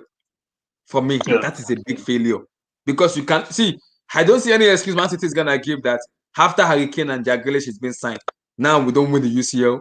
Now the team is a failure. No, you gotta look at the manager too because he requested for those players and he was given. Now, what's the excuse for Pep Guardiola fans? I want to see the excuse. I don't know the excuse because if he doesn't win it, people will say, because this, because that, because what? Because he was giving the player he wants, he didn't deliver. So look at him. When you criticize manager, criticize him too. He didn't deliver. Yeah. What's your opinion on that? Can you hear me? Yeah, we can. Okay, because my internet for some reason is messing up today. Yeah. So are you want to know if Jack Grealish and Harry Kane will work, or you want to know? I want to know your expectation after Okay. after Grealish has been signed and Harry Kane. Yeah. What is the expectation for Pep Guardiola and in the UCL? How far can they go? Hey man, I think it's almost like the cherry on the cake situation with Harry Kane and Jack Grealish joining the folks at Etihad. However, I'm surprised that nobody's talking about that phrase, learning curve, okay? Because you now have to consider if Jack Grealish comes in, what position is Jack Grealish? I know he plays, he will play as a number 8. He will play as a number 8. Well, we're not sure. He can play different positions. He's but Pep wants to play him as a number 8 though. Are we sure? He said he wants to ease the burden on KDB. Okay, so he wants to ease the burden on KDB. Now remember, the kind of player that Jack Grealish is, he sucks the oxygen out of that midfield. He's not like, like somebody was saying, I think it was Sam was talking about Bernardo Silva. Bernardo Silva is kind of like a pass fest. He's a facilitator, like a secondary facilitator. Now, when Jack Grealish comes in, is he going to come in as a secondary type $100 million euro player, or is he going to come in as the man? That's one. Two, Harry Kane is a point man. Aguero is a crash man. Aguero just comes in and cleans up. He cleans up. You don't go looking for Aguero. You just know that Aguero is spiritually in the 18-yard box. Harry Kane, you have to find him. Even though Harry Kane is the kind of player that drops into the midfield. I don't know if I'm making sense. So if you want to actually say that yes, it's a match made in heaven, but there's what's called the learning curve, and that might take them, if care is not taken, 6, maybe half the season. Let's be fair, and call me a hater, but it might take them a while for that perceived well-oiled machine to actually get kicking with Harry Kane and Jack Grealish. So for me, I hope it happens because I think they're shooting themselves in the foot. Because in half a season, by the time they try to ramp up in half a season, Chelsea is already 15 points clear at the summit. That's what I'm telling you right now. Chelsea's already 15 points clear. Relax. No, I'm not. Blue Eyes. Yes, talk to me. Abdullah, my brother, talk to me. What's up? I hope you're well. I'm good, my brother. How are you, man? I'm good. Yes. Can I just see the UCL? It doesn't. Yes. You don't need consistency to win that. The Premier League, you need consistency. You need consistency. Chelsea proved last year that they missed chances, okay, and that consistency they lacked, even under Tuchel. Yeah. Okay? Wow, what are you saying? Wait. Let me stop you there. Abdullah, remember, right? We might have missed consistency, but at least there was something that was consistent. And that consistency was what? Defense. We were consistently defensive. Yeah. At least at the end of the day, if we considered bad goals, it was against West Brom. If you actually want to look at the body of our work last season. Now, listen, with City, City is probably the best team in Europe right now. I can't believe I'm saying this. But however, I don't think so. No. Let's call a spade a spade. But however, if you take away Bernardo Silva, I know Bernardo Silva, his form kind of dropped. But if you take away Bernardo Silva and who else? Somebody else that probably has to take the fall in that mix. Maybe Jesus probably, but yeah, Jesus is but off the Gundogan. bench. No, but Jesus is not a starter, so Gundogan. that can work. Okay, so That can work. if you say Gundogan, if you take away Gundogan, then I'm good because that means Man City might not even hit top 4. Wait, Abdullah, who's your DM in this formation? DM Fernandinho. You can slate him all you want. It's Again, even No, better. I'm not slating him. So you're saying you play a midfield of Fernandinho, Grealish Grealish, and KDB. and Yeah. KDB. Yeah, that's not You gonna think work. that could work? That's not You know gonna. that You you see know what I'm that saying? Thank you, Sam. one of the reasons that Southgate doesn't play Grealish is not a presser. I don't know if you guys can teach him that, but Grealish is not known for pressing. I think guys, I think Grealish remind me of, I hate to say it, Eden Hazard. The way he No, plays for don't go Chelsea. there. Wait. No. Let me explain. It's kind of no. I see what Abdullah is saying. Wait, guys, let me I explain. can see what Abdullah is saying. Let me explain. The way Eden Hazard play for Chelsea Football Club, it look like the same way Grealish is gonna play for Man City. Hazard love to get the ball on his feet. He wants to dribble. If he give Hazard the ball, let him run at you. That is it. Give him that ball. He will dribble you. He doesn't care. The same thing with Grealish. He wants to Abdullah, get the ball on his the feet. He thing I wants will to agree is that Grealish wins a lot of fouls like Hazard. Yes, But Hazard apart does. from that, Hazard won a lot of I fouls. don't even think Grealish dribbling is anywhere near Hazard's. It's not I'm like being what respectful I'm to saying is Grealish. the way Grealish carries the ball, similarity has to be the way Hazard does the same thing too. Because if you look at the way Hazard plays, when you give him the ball, he wants the ball on his feet. He wants to Wow, run. Marvelous Look, has risen, man. look at the way Pep Abdullah, plays. Guys, look at the way Pep plays. Tiki-taka football, 1-2, boom, boom, boom, boom. Abdullah, Grealish will not do that. He reminds me of a guy on his team, Mahrez. That's what he reminds me of.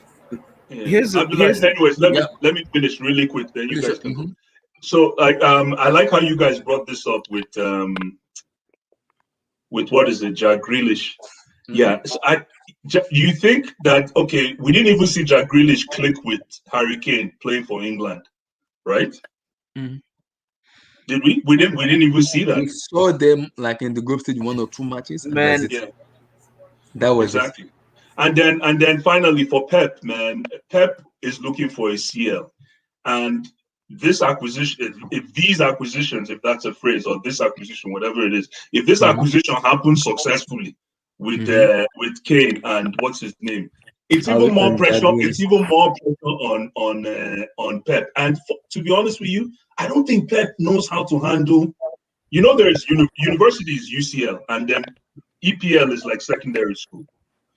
I don't think Pep knows how to handle the pressure for UCL. And if he does this to himself now, that's even going to put more pressure. Facts. I don't think he can cope with that. No, that's going to put more pressure on him. I can see him actually getting eliminated in the first round. Jump. What? Wait. What? In the first round. In the first round, man. Listen, you're trying to put together a dream team. Let's use the US basketball for those who know basketball. Wait. You're trying to put together. Sure. Did you just say elimination in the first round? Pep Guardiola comfortably. If he's not careful, comfortably. Wait. What? Comfortably. Pep. Something else. Hold on, something else I forget. Before I forget this one. Would you say you blew us? You get knocked out in the group? Hold on, one thing, Abdullah. Jack Grealish is going to make Man City one of the most predictable forces in English football because one of the major strength that Man City has is unpredictability. Ilke can punish you. KDB can punish you. Bernardo Silva can punish you. Let's not even talk about Aguero. Phil Foden can punish you. But now with Jack Grealish, when he has the ball, he's kind of a marked man. So this is what I'm trying to talk about. That learning. Blue Eyes, can I just say something? Talk to me. Yes, please. What the only threat to the only players that I see a threat? His name is Jump and Pass. Jump and pass. Go ahead. The only teams that I see as a threat who have a chance of winning the UCL. The rest are just in the bin. Yeah, they can get in the bin. PSG have a chance. Yeah. Chelsea and City. The rest have zero chance. Or No, less don't than put City 10%. there. Don't put City there, man. City's going to crash in the first round. Let me No, tell they you. won't. Let me They tell won't. you. Wait. Blue eyes. United, See, no. blue eyes. Liverpool, no. I don't know if you know this thing. I have an agenda against Pep. And last season, I literally gave up on the agenda because I don't want to talk about him too much. Every season, I talk about Pep, and it's like sometimes it makes me have an headache about him. Yeah. Last season, I already promised NASA in Man City and I promised Park. I'm not gonna speak anything about Pep because I will give him his credit when they deserve it. And last season, he deserved the credit. See, I'm not gonna take this. When you tell me Pep is gonna finish elimination, do you know what the first round means? Group No, stage. If Abdullah, he's the not thing is careful. that If he's not careful. Blue eyes. The thing is that I do feel that you're saying this transfer can go horribly wrong. Thank you.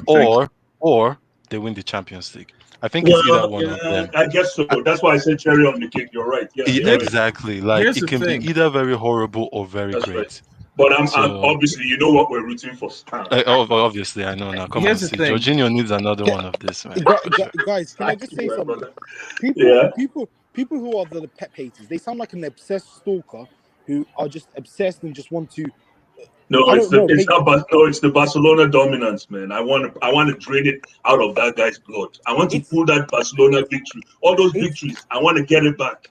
It's not gonna go. Blue eyes. That's my goal. That's my goal. Blue eyes. Back in blood. I want to go in their transfusion by transfusion, pulling everything.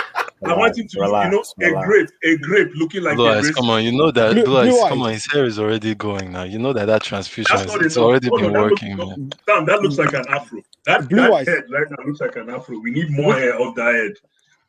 With everything he achieved with Barcelona, that's not going to get wiped up like it's Thanos, like with Thanos. Yeah, nothing's going to get removed unless you go roll up to UEFA with like a bank robbery and say we can erase it from your history or your record books. That ain't going to happen. No, but Abdullah, I totally disagree. I disagree with that.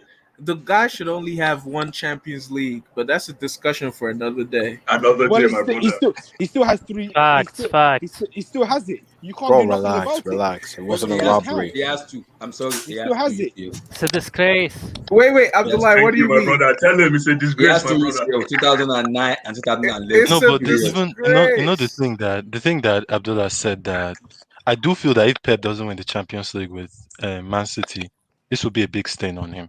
And I'm not saying people forget what he did for Barcelona, It's but already a big they stain will that he didn't win remember. with Bayern. They will remember what he did for Man City, which is not win them the Champions League. See, Sam, like I told the United fans, I said it on the church and I'm going to repeat it again. I quadruple dare. I will say it again, loud and clear. I triple dare Jadon Sancho not to win the UCL for Manchester United. I think I'm talking United fans. I said it. I double dare him not to win the UCL. Right here, right now. You're a United fan. You're listening to me because the way people react to Kai Havertz when he became a Chelsea player, it was a break. It's a Siberia. It should induct him. I was like, relax. It isn't a break. He's playing under a 2 years apprenticeship. Who collected the certificate last night and became a manager tomorrow morning. So I'm not gonna discredit him as a player because he is a phenomenal player. As a manager, it should be an induction, warming up there, or being the cheerleader there. That's how bad he is as a manager. Abdullah, I'll stick my neck on the line right here, right now. I believe that United will never win the Champions League or Premier League under their ownership. They will never win it ever again. They will never win it. I'm that confident. Shimmer, what do you have to say? No, here's the thing. No, but this is coming from a City fan, so you got to take it not only with take it with a grain of salt. Grain of everything. I said Premier League and Champions League. Because the thing is, they've been really for as good as these second place finishes that they've had under the one under Ole and the one under Mourinho, for as bad as their fans claim their club is being run, they've outperformed.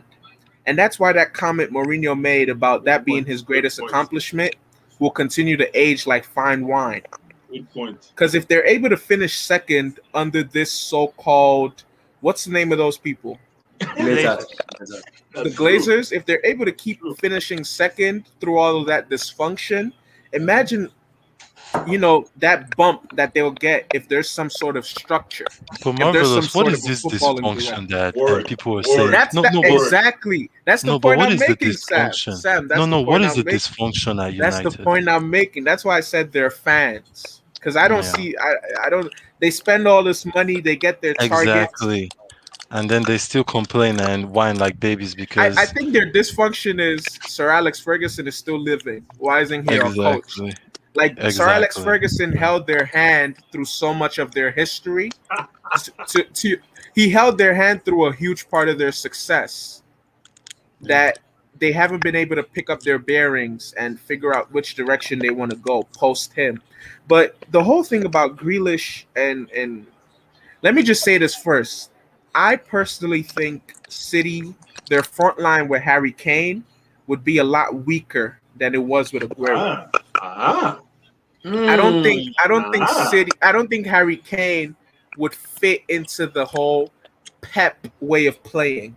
I even feel like he will struggle. I think he'll get goals because he's a natural goal scorer, but I don't think he'll get as many goals as he did at a Tottenham where they were Because he's not a reliant team on player. him. Marvelous. He's not a team Yeah, player. He's that's overrated. the point I'm making. Preach. That's the point I'm making. He's Harry overrated. Kane I Harry don't rate Kane him. in a system where he has to move a lot more. He has to make runs for other people. He has to exchange the ball with people, play those little 1-2s. I don't see him shining as much as he did in Tottenham, where all roads led to Harry Kane.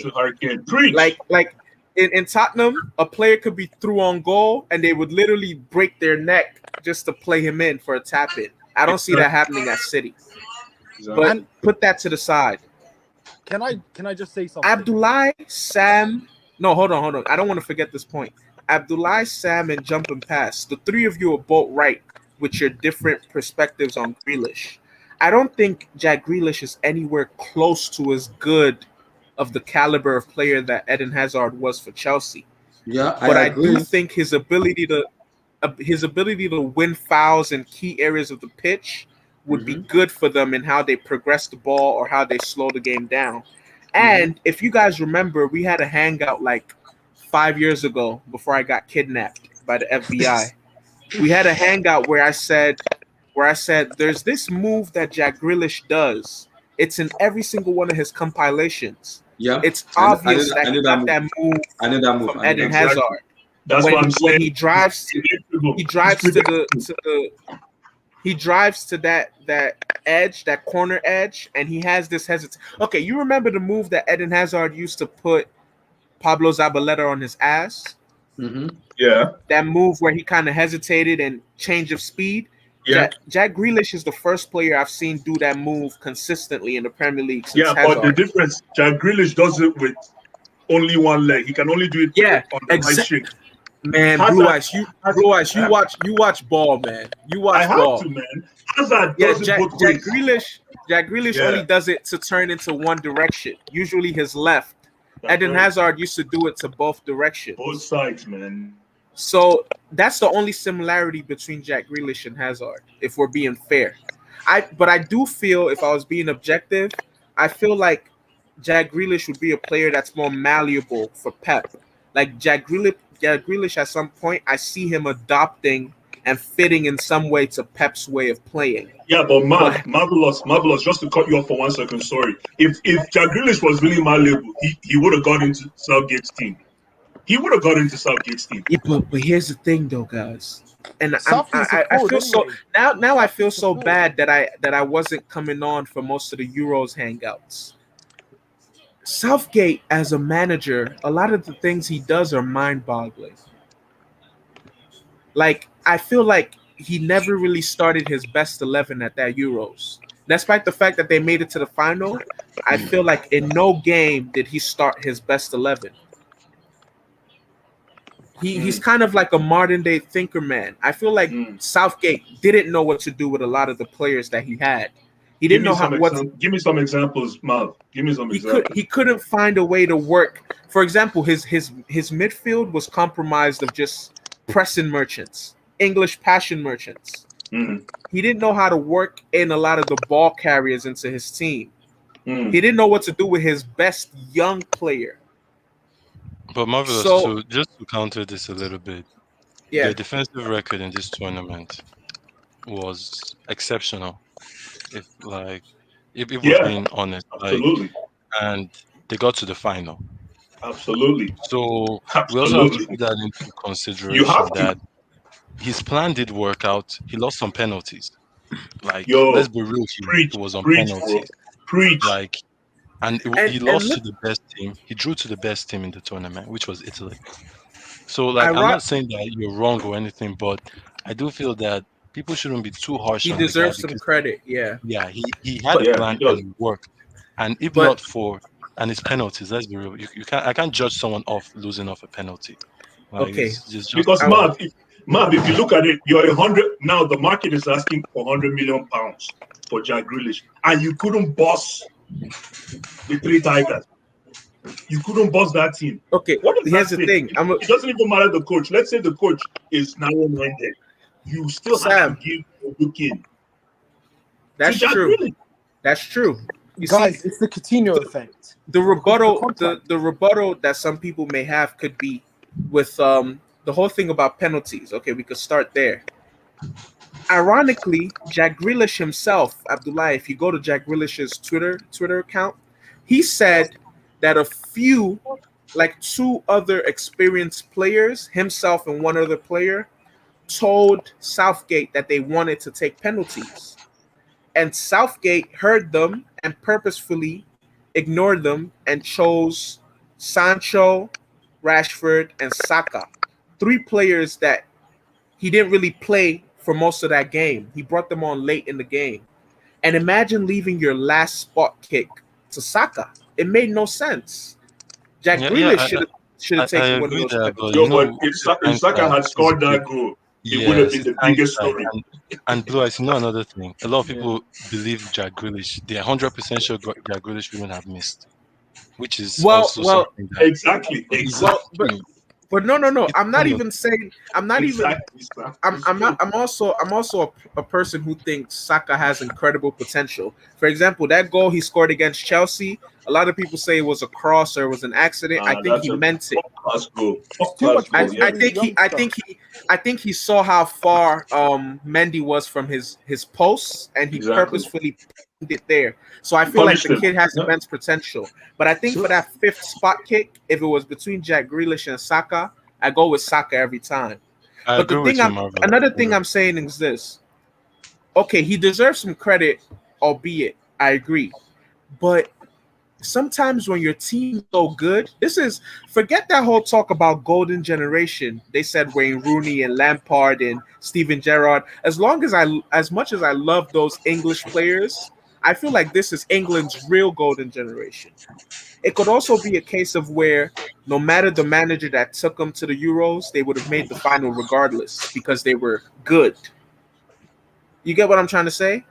Like their Yeah, but squad depth Yeah. is amazing no, and they but the were thing good. though, I will say that the Lampard Gerrard, that was a golden generation. The only difference is that, and this is something Southgate really put into consideration for this team, was that he made sure that these players in the camp, they forgot about their clubs, which in the days of Lampard, Ferdinand, Terry, Carragher, Gerrard, they never did. They always had their cliques, their groups. That's partly why Ashley Cole wanted to go to Chelsea, even because he wanted to be part of one clique. Because when he went to the England squad, He I was know the that, odd man out. Yeah. yeah, because Arsenal was They didn't basically have a that That's a good second many. team point. at one Yeah. time. I Yeah. never thought about that. But That makes sense. here's another reason too as to why this England team doesn't have that many, and a lot of people like don't mention this fact. It's like they either don't know it or they overlook it.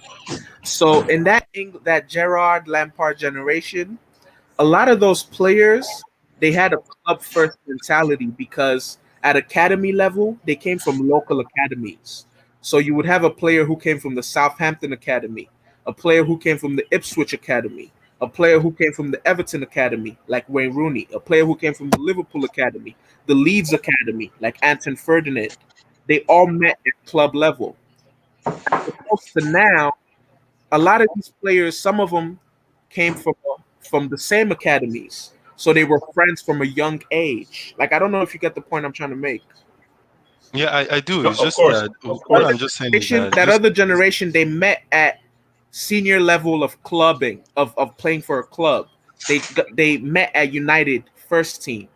But like you have a yeah, case where Reece James and Foden. Reece James has known Phil Foden since under 8. yeah, I Sancho agree has with that. known But Hudson the thing Odoi is, since under 7. yeah, but Mount, the thing is Mount and that Rice. Mount and Southgate Rice, exactly. made this a big deal. Like even a lot of the players talk about it. I'm not saying that quite right. I feel that also played a part, but Southgate made it a very important task to make sure that these players forget about their club. I even think the whole rooming. I think he switched up their rooms even to make sure that maybe Saka would have a roommate like Harry Kane, who is basically a rival. You No, no, understand? no, so you guys have to admit that's funny though. Because imagine this. Imagine like your who can I say? Who can I say? Who was their second striker? Did they have 2 strikers at the Euros? Yeah, Calvert-Lewin. Calvin, Okay, okay, Calvert-Lewin. Dominic Imagine your Calvert, okay, Ibekolo Lewin. imagine your Calvert-Lewin who plays for Everton, who really just had the last 2 seasons as his breakthrough seasons. You're looking forward to the Euros because you Southgate is gonna let the strikers stay in the same like section of the hotel, so you could get some tips for Harry Kane, and then Southgate puts you in the room with Maguire. You see? So, guys, I want us to round up on this stuff. Who hasn't spoken? I want to move to the next one. Who hasn't spoken? Everybody spoken about it?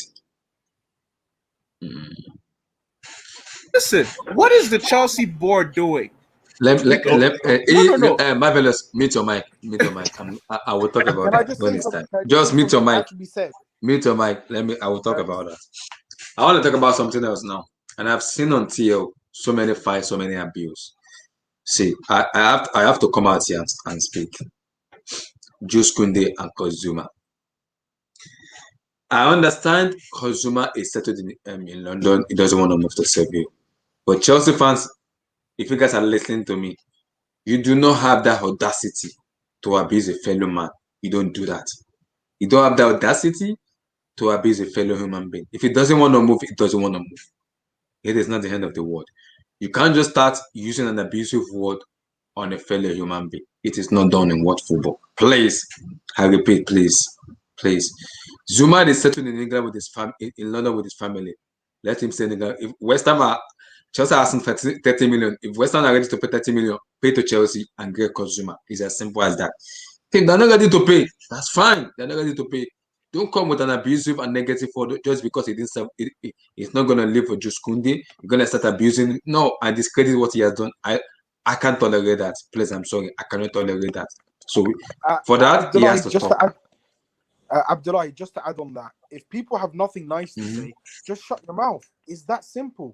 It is not that hard. Very simple. If you've got nothing nice to say, Very if simple. you've got nothing nice to say, or have nothing bad, nothing good to say about another human being, just shut your mouth because Yeah, your it's, words it's can be very basic harmful. basic It's human not that hard. decency. A lot of You know people the thing, like the decency. whole Zuma stuff even it's so crazy because this is business and everyone has to look up for themselves. Like I don't know why you expect Zuma to basically sacrifice himself so the club can get whatever they want, especially when it's something that won't benefit him in any way. It doesn't make Exactly. sense. And Everyone has to look out for themselves. a lot of people forget the fact. Listen, I know you guys are probably thinking sometimes Marvelous, you sound like a history merchant. But for a very long time in world football, especially the Premier League, if you guys remember this rant, the Ipswich manager Ian Holloway, he went on a rant about Rooney forcing his way out of Everton. Have you guys ever watched that rant? Blue Yeah, Eyes, yeah, you I probably know remember. what I'm talking I about. remember. Yeah, I remember. He was like, players should not have the power to decide what happens to them. It's the club, club first. It's their We're career. giving. It's their He was like, he was like, we're giving players these powers now, and it's gonna ruin the game. You're gonna see. He went on that rant over 20 years ago when Rooney joined And United. He forced his way out of Everton. Prior to that move and a few other moves like that, the clubs were able to grab and toss the players away as they wished. If a player was a skilled player, they would hold on to them, and if the player had a major injury, they would just absolve the player's contract and throw Yeah. the player out to the Sharks. So after that move, players got a lot of power because at the end of the day, these clubs look at these players like assets. They Of course. dehumanize them in a way. For example, Marina Granovskaya, people say she doesn't have a footballing brain. She has more of a business brain. I wouldn't be surprised if she looked at players like stocks as opposed to athletes. So for her, the Court Zuma stock is kind of low. She'd much rather have the Kounde stock. It's more profitable in the long run. He's younger. He seems to have a higher up end. But from an athletic, but if you think like an athlete, Kurtzuma, it's a horrible move. If Kurtzuma goes to Sevilla, Sam, go ahead. Yeah, but do you think Zuma should stay at Chelsea? No. I think Kurtzuma should go to West Ham. Because the reason is because Zuma wants to go West Ham. Lois, wait. The reason is because I think he should go to West Ham so we can get. No. The report I'm hearing is the Athletic, even Fabrizio himself said it. So many reporters have been saying it. Kurt Zuma doesn't fit to what Thomas Tuchel wants to play. He needs the ball playing central back, a carrier of the ball. This is how where Jules Kounde comes in because he's a carrier of the ball. He's a ball carrier, and it's very Abdullah, hold on. central back. When Zuma play as a central back, you can see his deficiency. He makes so many mistakes, and his decision making 1v1 is suspect to Kurt Zuma. Because if I look for a ball playing central back, you don't take Zuma. That for me. Let me jump in here. Let me jump in here really quick. The problem is Chelsea fans know more for some reason in the past 48 hours know more about Jules Kounde than Jules Kounde's agent. I don't exactly. That's my problem. Like personally, Abdullah, say exactly again. I can use that Abdullah's exactly as an ad lib. Hold on, because until Chelsea kind of turned the compass to Jules Kounde, I didn't really know. I saw him in the Champions League a few times. But hold on, let me land. He did not jump out. He did not jump out to me. Now, what Chelsea fans are doing is that they go on YouTube and they go to Google and they package this pitch like they've been watching. Like they've been watching Jules Kounde. Yeah, like they've been watching Jules Kounde for the past 5 years. I heard somebody say his area, he won 63% of area. I'm like, yo, man, come on, man, just zip it. And you're gonna come. You think you're gonna come to the EPL and come and win 63%? We don't even know. Abdullah, we don't even know put if that Jules comment. Kounde is Put gonna that work. comment up. I'm gonna say something about it. You see, Blue Eyes. Yes, sir. This comment that's on that Abdullah pinned right here. Player sentiment, people having this attachment to players, social media, and how the global coverage of the game has increased has contributed in a large way. In a 30-minute Google search, I can learn everything about a player that I never knew about yesterday. So you have these players who, I don't know if you guys are familiar with fan fiction. A person would hear, my club is rumored to purchasing this player. They'll go do their due diligence and learn about that player, and they'll be able to tell you so much about that player that without watching them, you'll be forced to agree that player is good for the team. Mark, you know you can sense the bullshit when you hear that. But the thing with Kounde is, I had the last 2 seasons. I had watched them because people were talking about him. At least 2 seasons. 2 seasons is enough. He's ambidextrous. No, Marvelous. If you even think of it, he won the Europa League with Sevilla. Yeah, exactly. And even Chelsea played him in the Champions League. Yeah, but the thing is this though. In that season where they won the Europa League, I'm not talking about last season. I'm talking about 2 seasons ago. He was incredible. He was the man of the match. He was incredible. Yeah, was he a mainstay? That was the season. That was the season where he cemented himself. Diego Carlos, Diego Carlos, yeah. Yeah, because Diego Carlos too was amazing too. But the thing with Kounde is that Diego Carlos. Who's Diego? Diego Carlos is the one that scored the bicycle kick. I think so. I'm not sure. Yeah, the one that scored against the Europa League, against Inter Milan. In Inter Milan, yeah, he's good too. You see, I wouldn't. If Chelsea goes for him, I wouldn't be so. I would be happy too, because Diego Carlos, in my opinion, is a world-class center back. Marvelous. I like what you said there because I won't lie to you. Kunde was all right, but who stood out to me? Diego Carlos is an amazing center back, but He was maybe the one who it could actually stood out to be me. a case where, and this is another problem with the word game today. It could be a case where Kunde has a better agent. Some players don't have good agents. Exactly. It's the sales guy. Thank you. It's the sales guy. You know, the Thank agent is you. the agent. You know, the Blue agent. Eyes, if The you look agent at is Kunde, though, if you look the at Thank you, Kunde, Monaco's Marvelous. DM. his attributes, Kunde is young, number one. I do Yeah. feel that in the Premier League, the fact that and why I feel Tuchel actually wants him is that he can play as a right back too. Yeah, he could play across the back He four, could and he play, could use yes, both he feet can play. He can play as comfortably. a right back. He can play as a right-sided center back. You know where Christensen sometimes plays. So he's very versatile. And I will say this: this is from his highlights. There's one thing about highlights though that I do They feel only you show can watch your the best highlights. moments. I know they show your best moment. The guy can dribble. The guy can dribble. He Yeah, can he beat a can. man. He's very Yeah. he's incredible. Suspect. No, he's incredibly ambidextrous.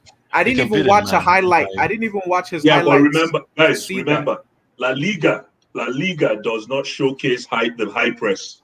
You come to the EPL, they will high press your ass if you don't understand ball. and Blue Eyes, that's why I said that Chelsea played him. Just to add this real quick, when Chelsea played Sevilla, one Yeah. thing, and this is a team thing, but he was part of the team. The intensity of that Sevilla team, if you remember that 0-0 game, the Yeah, intensity that of was that game that's was true. very high, very, very high, and he was part of that team. So I do feel that when it comes to high intensity, and this is Add what Tuchel Emmy. likes too, I do feel that Kunde is Emmy a good watches La good. Liga. He's like for me. I do think it's good because Zuma. I do think Zuma has done everything for Chelsea. He's won everything basically. I do feel it's time for him to leave. And Kunde is a good addition to that. For the age, you never know what you get later. It's 22. It's 22. This is my issue with when I saw it on Twitter and social media. I laughed because somebody tagged me. Was it yesterday or the day before yesterday? They tagged me. I was laughing when they tagged me. Zuma gets so many abuse just because you want to get to Sevilla to get your Kunde. I see that doesn't sound good for me because, like I said, Zuma is a good defender, and for me, He's a fantastic defender. bringing Kunde in doesn't discredit what Zuma has done for Chelsea. That is what Chelsea fans need to end. It needs to use their brain. Like my words, enter it in, let it sink into their brain. Bringing Kunde in does not discredit what Zuma has done for Chelsea. Yes, I know it may not fit to what Thomas Tuchel wants. I understand. I get that. I'm not disputing that. But you can't discredit what the player has done. I started using an abusive word towards him. Like, what the heck? What? You don't do that, man. This is a normal human being. You gotta respect someone, please. You gotta give him respect, please. I hope you get if Kurt Zuma goes to West Ham, the chances of we picking up Declan Rice is very high. Very high. That's my dream. I hope he makes that West Ham move because Blue Eyes, do you really genuinely think Declan Rice can improve Chelsea? Oh my God! Of course. Are we going to go back this route? Let's Emmy, move on. Let's move on. Emmy, I say more agree with Declan Rice.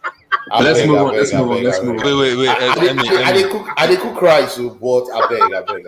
Wait, the only thing I'll say, Emmy rates Kovacic. Emmy and Marvelous, they rate Kovacic. Imagine. No, can I talk about? They'll say they feel it should be a starter. Emmy, talk about. But before you talk about Kunde, can you Abdullah please rates Kovacic? I realize there's a level to that, please. Can you talk about Chelsea fans abusing Zuma just because he doesn't want to leave for Sevilla? I think that's totally disrespectful. Zuma won the Premier League with Chelsea in 15. He also was part of that team. Remember, he broke his leg, right? He broke his leg playing for Chelsea in Old Trafford, right? There should be, I don't know why people. I don't know why. There's two things. He dislocated his knee the first time playing for Chelsea, and he was out for like 6 months. It was not a dislocation. No. Knee. No, listen. There's two injuries. He's had a lot of injuries in his career. His first ever injury for Chelsea, Mourinho gave him his debut. That season, he went up for a header and he dislocated his knee. He was out for like 5 months. Then he subsequently broke his leg. So this man has been through a lot in a Not Chelsea. just broke, he didn't just break his leg. He had an ACL injury in Old Trafford. That one was ACL. That one was, everybody knew that one. He got an ACL. Like he smashed his knee was gone. He wasn't even supposed to play anymore. That's a very serious injury that he got there. And he was trying to make a tackle, and that's what ended that ligament. Guess what? Let's even fast forward. This guy he recuperates, he gets back himself, he goes to Everton, he plays regularly for Everton. Fantastic player. He helped Everton. I think who was their coach then? It was remind me, the guy before Ancelotti was who? Banga. Oh no, Everton. Oh, Everton. What's his name? Fabio Silva. No. No, not Silver. It's Silva. Moyes. No, it was not. It was Silva. It was Silva. The coach of who? The coach of Everton before Ancelotti. Oh, isn't it Silva? I think Abdullah is right now. Silva. It's yeah. Silva. The Portuguese guy. Yeah, the Portuguese guy. The Portuguese guy. The guy balled himself back into contention that season and benched the Yerry Mina. Who was his partner? Wait, hold on. No. He benched Yerry Mina actually. Yerry Mina, Everton bought Yerry Mina that year from Barcelona. He was supposed to be the next big thing, but Zouma was benching him. Zouma benched him, and Zouma paired Keane. I think it was Zouma and Keane in the heart of the defense at that time. But let's even just forget that Zouma on his own is a fantastic defender. The only thing is just that he doesn't suit the way we play currently.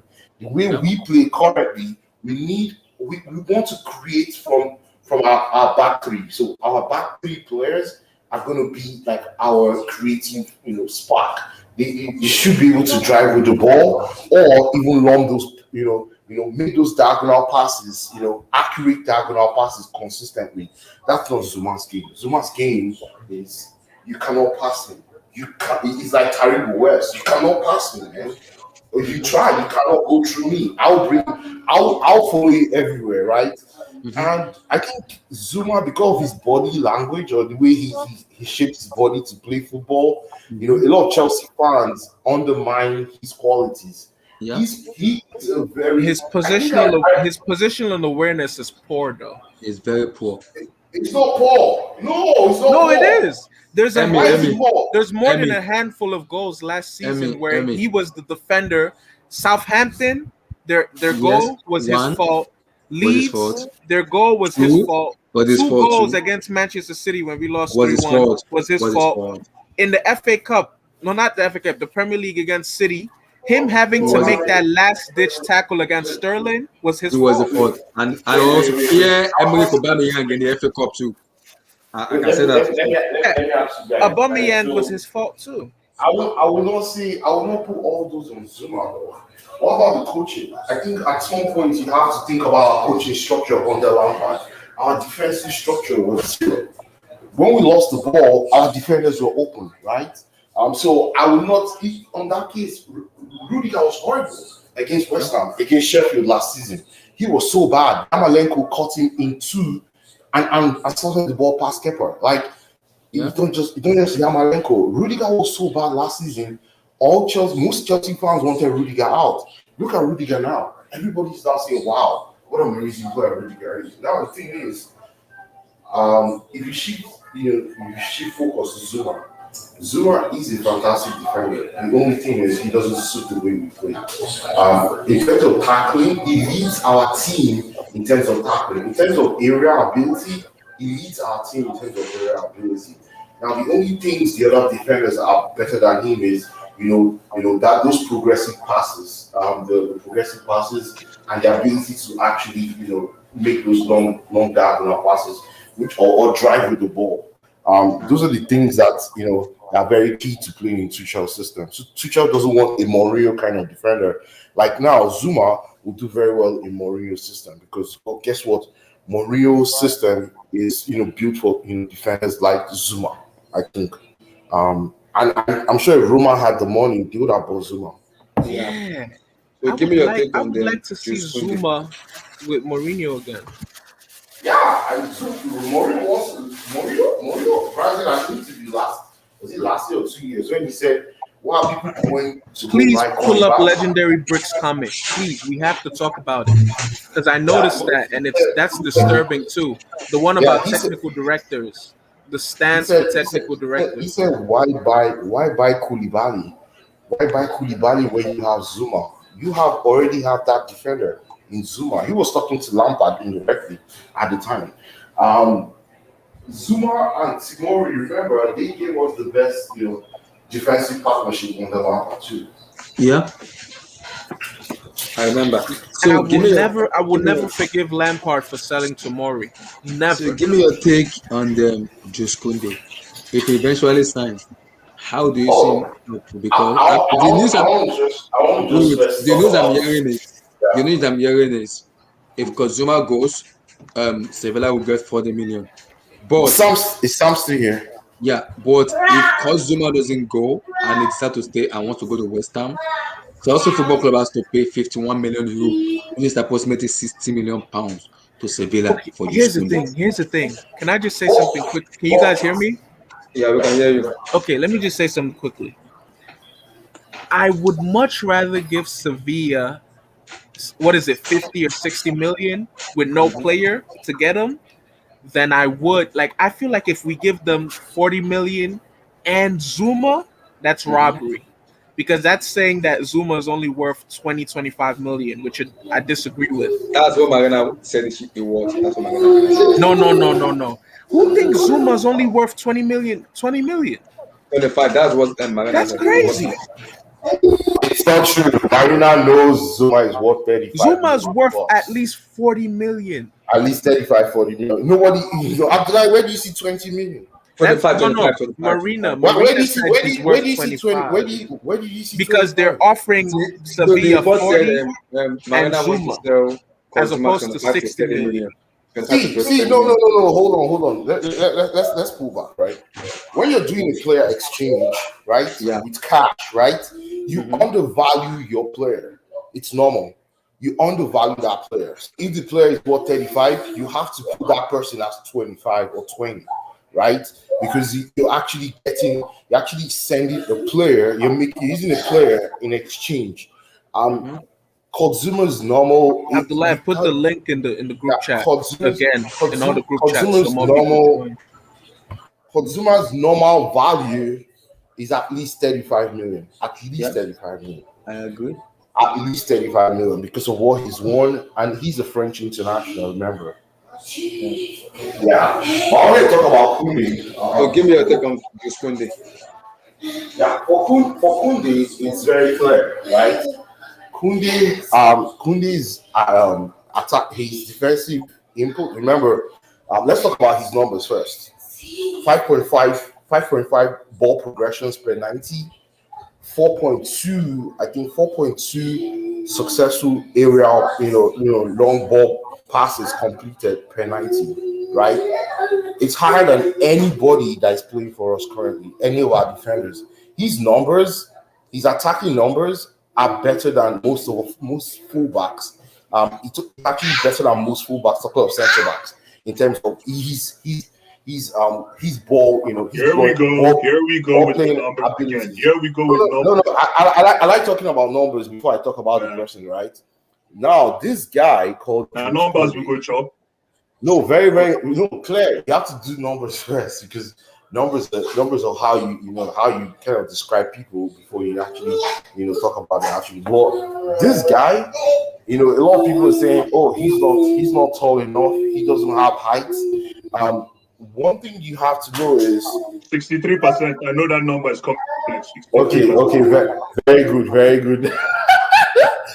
Yeah, his height, he jumps. He's jumping so much in the last week. Oh yeah, those numbers, right? His jumping technique, his ability to actually, win aerial duels, is actually very impressive compared to many of the top, defenders in Europe. This guy is going to add a lot to Chelsea for sure. He's going to be able to play, he's going to play across the back three. He can play in the back 4 too. I wouldn't be surprised, he could play anywhere. I think he's such a very good, very good player that he can play across, across that back three and even as a wing back if we need to.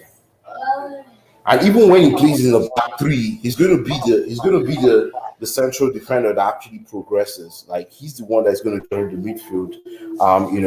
When we have the ball, because he has that ball playing ability. Because the report said we're buying Kunde for Thiago Silva replacement. No, it's not that. People should stop all this. Say you're buying this person for this person's replacement, or you're buying this person to take this person. No, bro, it's Thomas Tuchel is in charge of the team. Every game is not going to be the same. We're going to play against almost 50, 60 opponents this season. Yeah, the dynamics of the team is going to change in some cases. Form, suitability, adaptability, or qualities are going to be there. So people should stop saying, "Oh, this person is trying to replace this person." We're not buying anybody to replace anybody. We're buying players because we have the ability to buy these players to add value to our team. I think that's what makes more sense. So before we continue, do you guys hear what Thomas Tuchel said yesterday about the transfer? Because I listened to what he said. People asked him about transfer, and he clearly said, I don't fancy a superstar in a team. He said, I've worked with a superstar before, and it was all failure. I think I sent it to you, Emmy. Let me bring it out. I think he said, I've worked with superstar before, and it was a failure. He said, this team that we have at the moment, I'm okay with it, and I love the way the team is being structured.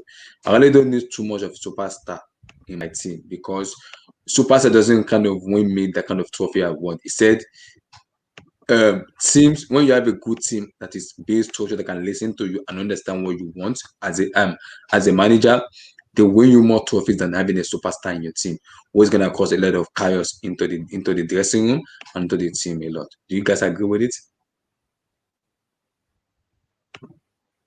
Sentiment, your sentiment, you did, Chris.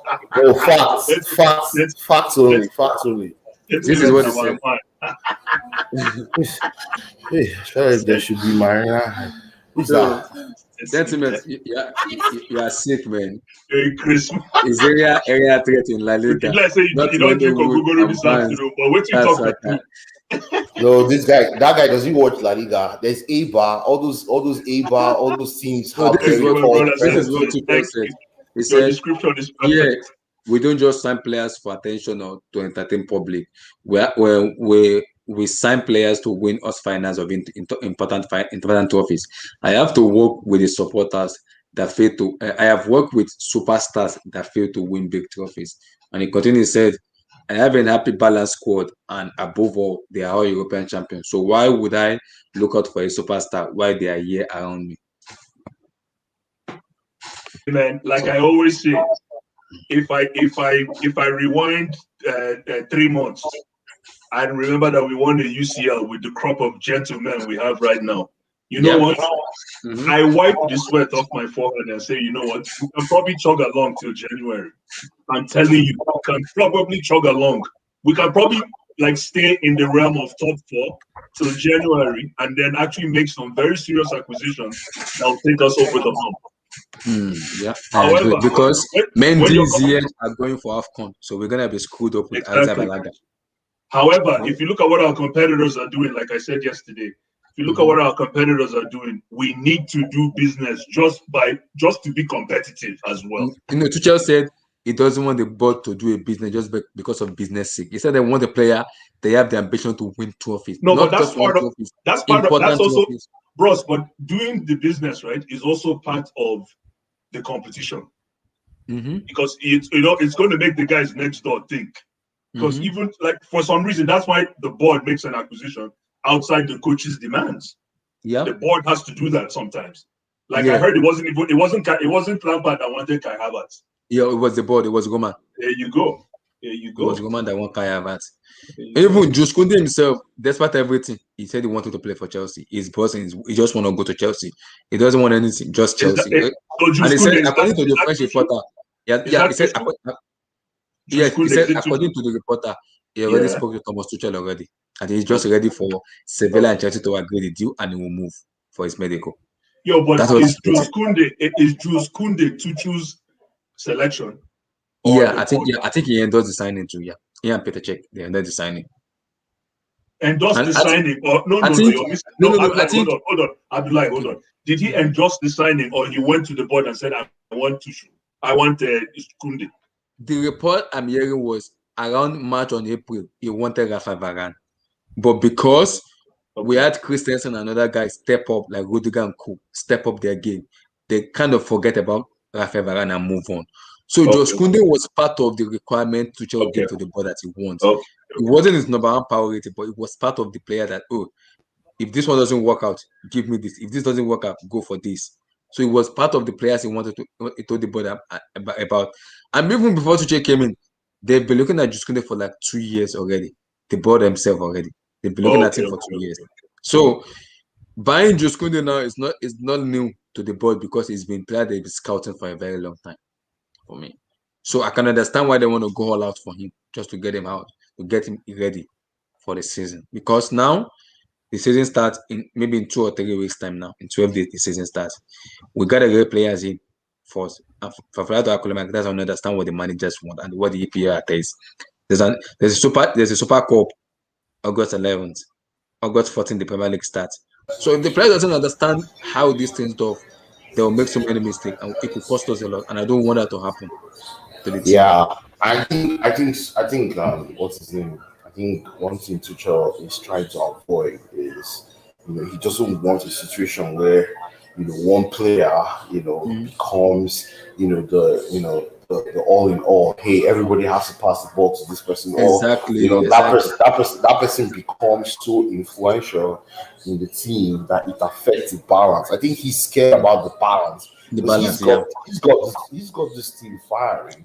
Even though they are not the best team in Europe, at least there's that harmony within the team, within the group. Even those that are not playing are also part of the team. He doesn't want somebody or people to come into this team and become disruptive or and start demanding certain things. First of all, I think he's talking about Haaland. Let's just be very clear. I think he doesn't want someone that will just come in, or maybe it's not Haaland, maybe it's someone else. But he doesn't want anybody to come into this group and disrupt the balance that he's created in these first few months. Because he believes that, like what Blue I said, he can hang on with this team. The only thing is, right, he cannot challenge with this team, period, right? He cannot beat Man City. Because what Man City has is they have a team that can stay consistent, over 38 games and get the most points. That's not what this Chelsea team cannot be. Wait, let me just interject really quick and say something because I just heard that. I think it's not to say we can't compete, but maybe the thing is this. I feel like, without Haaland, because it's getting late in the window, maybe we don't get the Haaland deal done, right? If we keep our defensive record and our defensive prowess and we're tight at the back the way we were in the last 6 months under Tuchel, and we avoid situations such as the 3-3 against West Brom, the 5-2 against West Brom, the 2-0 against Leicester, the 0-0 against Leeds. If we avoid those little potholes, and let's say we lose to like teams in the top 4, or we draw to teams in the top 4 when we do drop points, I think we could compete. We can challenge with that. We cannot challenge. If it's another season where we play 0-0 to Leeds, we have a team that just got promoted, we draw to them 3-3, or we lose to them 5-2, and we lose to Villa 2-1. If it's situations like that, then there's a problem. We're not going to be able to challenge. We'll finish top 4, but we won't challenge. So it'll be about navigating through those potholes. Dusan Vlahovic, the Florentina striker. I think his breakthrough season was last year. People have been talking too much about him because when I was in the Serie A, I only watched him down, not too much, but a little bit. And the guy we don't need to get a world-class center. We don't need someone that can give us max in a season, 20 goals max. And other players like Ziyech, Pulisic, Odoi, Mason have to step up. Not only the striker only. if the striker we get can get us 20 goals and those wingers around him can step up their game, I think we can challenge. Quick question, Abdullah. Quick question, Abdullah. How many Mhm. goals did Diego Costa score in that 50? 20 goals. 20 goals. Good, exactly. So No, I'm happy. and Abdullah. Diego Costa was so consistent, right? People were always He shouting. was so consistent, yeah. Yeah, so yeah. I'm incredibly happy Abdullah brought up the point to say that we don't need a world-class striker, because I think any top team with a functioning cohesive system does not need a world-class player. They just need players who fit into the mechanics of what they're doing, who make the structure work. Here's the thing with our striker position. If we get a striker that is a no-name striker, everyone is a no-name striker until they become a name, a household name. Yeah. For example, Lewandowski under Klopp. When Lewandowski was making his way through the ranks and when he was playing for clubs at low level, no one could tell that he was going to become a word beater. But once you put him in that club system at Dortmund, he was devastating. Once you put him in that Bayern system, he's devastating. Harry Kane in the Tottenham system, devastating. Who's to say he's going to be as devastating in Guardiola and his system? So we don't need a world-class striker. We need the right striker. And I don't know who that is in this transfer window. His name is it would be good to have Haaland. It would be great to have Haaland because he looks like, if you go by his statistics and just watching him play, he always puts the ball in the back of the net. So it would be good to have a player like that who his natural instinct is to score. But if we're unable to get him, we need a player who fits our system. The two names, I feel like Werner's gonna score a lot of goals this year. I think the two names I'm feeling. hearing is this guy from Fiorentina. His name is Dusan Vlahovic, and the second guy is Lautaro Martinez. Because apparently, Inter Milan wants to sell Lautaro Martinez to fund money. They really want to sell him because so they were keeping Lukaku. That's 100% assured, but they want to sell Lautaro Martinez. You can't have Lautaro because Lautaro is not a point striker, right? So Lautaro, he's not the point. See, Lautaro cannot lead the line by himself. He needs someone. He needs someone to play off. He needs to play off someone. He's like playing. And this is why if we had Giroud, that's why I said Tuchel is a philosopher. He can play like a 3-5-2, a 4-2-2-2, something because Kai Havertz. He won't work. So you want to play Kai Havertz and Lautaro Martinez? Maybe like the Timo Werner that can create space to each other. Listen, I hope this Timo Werner and Martinez cannot play together. You know that, right? Yeah, they can't. They can't. They can't. They cannot play together, right? You know that, right? So that's out of the way. So you now have a striker that only can play with certain players. Listen, and that you're not going to. It's not going to be cheap. Lautaro is going to be at least 100 million, right? So, why would you buy such a striker? I think limited. Why would you buy such a limited striker? And my thing is this: why would you buy such a limited striker? I hope through some way, somehow, being at the Euros together, Kai Havertz was able to find out whatever Goretzka did, or he was able to do something. Has he looked like he gained weight in any of the preseason pictures, or is he still skinny? It's still the same Kai Havertz I've seen. Oh my god! Yeah, it's still the same Kai Havertz. I feel like if Kai Havertz gains 20 pounds or 10 pounds of muscle, he'll take his game to another level. Because players, listen. Even though he kind of Marvelous. No. Kai Havertz is a specimen.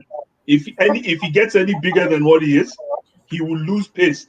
Listen, I speak on it. I am a Kai Havertz fan. Speak on it. Because he's lanky. It's that lankiness that is his strength. He's very strong. Do you see how that guy held on to Ramos? He punished Ramos last season, man. Okay, Let me be honest. He's a deceptive. You don't have to build so many. No. Kai Havertz is perfect. Have you seen Van Basten? Van Basten doesn't have muscles, right? Look at Kanu Wanko. He puts the ball in the net. You cannot body him. Kai Havertz is very strong. Kai Havertz is good the way he is. In Nigeria, you know what they call Kai Havertz? Single bone. Single bone. Oh boy, single bone. That's exactly how you want him. You don't need him to change. If you put that weight, he will lose pace. So, how many of you guys know this guy? I know him. He's a good player. I don't know him. I don't know him. I know him. Also, But, you guys the know. thing You is, guys know. I wouldn't be there'll surprised be if too we much. get. There'll be too much pressure. There'll I be too wouldn't. much pressure from the fan base. And let me tell you something. Let's talk about fan base. Our fan base will put so if you buy this kind of guy, Our this fan guy base is is good. toxic. Yeah, our fan base is so toxic that this guy will be under pressure even when he has not kicked the ball in Stamford Bridge. And that's where the problem is with our fan base. They're so divisive and they just, they put all kinds of messages. Okay, why would someone go and attack Zouma because he chose, to follow, to guard his own personal interest in a deal? Everybody has their own life, right? You cannot push on a grown man, such things. Like he should be able to have a say in what how his future shapes out, and that's where the problem is. If you buy this guy now, Abdullahi, this Dusan Vlahovic guy, the whole Chelsea fan base is going to crucify this guy before he even sets foot, and they're going to say we're going to buy a fifth place striker or a fifth stand striker. Do you know why Lukaku did not want to come back to Chelsea? It's because the Chelsea fan base actually made it very clear that he was second choice or second or third choice to Haaland. If I was the one, I would not come too. I'll be like, geez, I'm not coming back. Because it doesn't make sense. You guys have already categorized me as your third or second choice. If you really want me, make me your priority, right? And this guy, he might be good, right? But him just coming and saying, hey, okay, let me try and take this step. I've watched this guy, he can put the ball in the net. The post is big for him. He knows where to put the ball, right? But the problem is he has a big hump to climb. I'm looking at his highlights as we speak. Our very toxic fan base. And Ribery played with this guy. Ribery was supplying him good passes, and this guy is very quick. He's fast. He can shoot. He's strong. He's tall enough. He's strong. He can hold up the ball. But the problem is, I don't know if our fan base will give this guy a chance, and that's where the problem is. That's what the problem is, because I heard the name of Dusan Vlahovic. I was like, who the hell is this guy? Then I went back to go and check. I was like, oh, I remember him last season in the Florence. I was like, oh, I remember him. Dusan Vlahovic. He's good. He's second, I think. I think he finished 21 goals. Is it 21 goals or 20 goals? 21 goals. 21 goals, yeah. 21 goals. And Fiorentina does not have a playmaker, right? They don't have they don't create as much chances as we do, but he's a good clinical striker. He's tall. Very clearly, because Chelsea said if they don't get Haaland, they'll go for Vlahovic or Lautaro Martinez. They show for this guy. Quick trivia question. Quick trivia question for the Chelsea fans in here. Who was the last player Chelsea signed from Fiorentina? Adrian Mutu? No. He's real. Come on now. You guys have to know this. Marcos Alonso. Marcos Alonso. Yeah. So for me, I think in the next coming days or weeks, we're gonna see this Vlahovic coming out of this club. More of Lautaro Martinez, because, like I said, Haaland is a complicated deal to do, and Dortmund they are getting stronger. I don't know. We don't want to sell Haaland. We'd rather lose him 75 million this year than sell him this year. We get that. Game over. Let us hear what. Now the direction is going to this guy. I need to watch him more for me to have a love say on him. I haven't watched more about him. I need to sit down, watch more of him, what his highlights, how he plays, check so many stuff about him before I could make a decision about this guy yet. But I've watched Lautaro Martinez a little bit, and I've seen the player he is. But I'm still not sold yet on Lautaro, because sometimes Lautaro just pisses you off sometimes. You just have to, sometimes you're going to have to, what the heck is going on with you? You just have to swear for him sometimes. But I understand Black make mistakes. So we have to wait and see though. But surely a striker will have to come in this summer. A striker have to come in this summer, man. No. A striker will have to come in. You know what would be a cool sign for Chelsea? Ben Yedder. Mm-hmm. Ben Yedder would be a cool signing for Chelsea. Wissam Ben Yedder. Yeah, Wissam Ben Yedder. I always Monaco. Is that Damien? No, God. You know Monaco bought him for pennies. They bought him for 10 mil for the quality of that dude. He plays so well with Sevilla. Bro. And that's what I meant when I said certain players just don't have good agents. They don't have competent agents. Yeah. Like a player like Ben Yedder deserved to have played for a world-class team. Yeah, sure. In his Yeah, career. For real, because that player, he'll be good in any team. Like, I want him to be our number 9 for Barcelona. Who was the I player think that Conte? Who was the player that Conte was yelling at after they lost the Europa League final? Conte was yelling at a player, at a Sevilla player. I'm not sure. That player also is another player that That's Ever Benega. Benega. Oh, Benega is another Banega. player that should have played for a world-class team, Oh yeah. but for whatever reason, his agents never made it work throughout his career. And now I think he's playing in, like, where is he playing now? Saudi Arabia. Saudi Arabia. Imagine. And there's a lot of them. There's a lot of players who never make that jump to a world-class team. Quick question for you guys before we move on. For people who have watched Dusan Vlahovic, between him and Lautaro Martinez, who would you pick? Dusan. Based on the highlights that I'm seeing now, I'll pick this Dusan guy. But here's the thing. Tuchel, I feel like Tuchel, rather than he strikes me as a person that rather than go for the world-class name, he'll go for someone who fits into his system. Yeah. If he feels if this is a name that he brought to the board himself, then I think Chelsea should sign him. Give him who he requests. Yeah. How old is this guy? You would take this guy ahead of Lautaro Martinez? Yeah, if Tuchel is the one that's suggesting him. How old is Dusan Vlahovic? 20, 21, or 20. I'm not sure. Let me check. Okay, makes sense. If Tuchel says, I want Dusan Vlahovic, get him Dusan Vlahovic. I agree. I beg. Yeah, to avoid stories approach. It's 21. It's 21. It's 21. I imagine. And this guy has played 2-3 seasons already. 3 seasons already. It's 21. Yeah, for what? And you know the thing about wait. 6 feet 3 inches. Like what the heck? Yeah, he's tall. He's tall. He's a Balkan. You know the thing about Eastern. You know the thing about Eastern Europeans too that I really like about Eastern European football players, and this is another plus to signing him. They have an extremely high work rate. They're football players.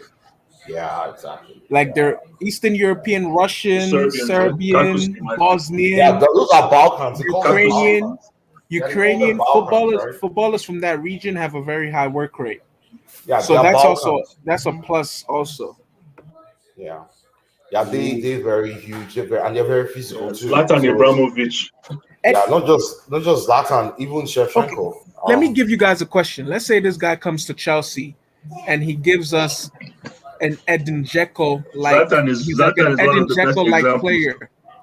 Would you guys take him if he comes to Chelsea and he's like an Edin Dzeko type of player? Or if he's like what's the name of that guy for Croatia? Mandzukic. If he comes to Chelsea and he gives us Mandzukic type performances.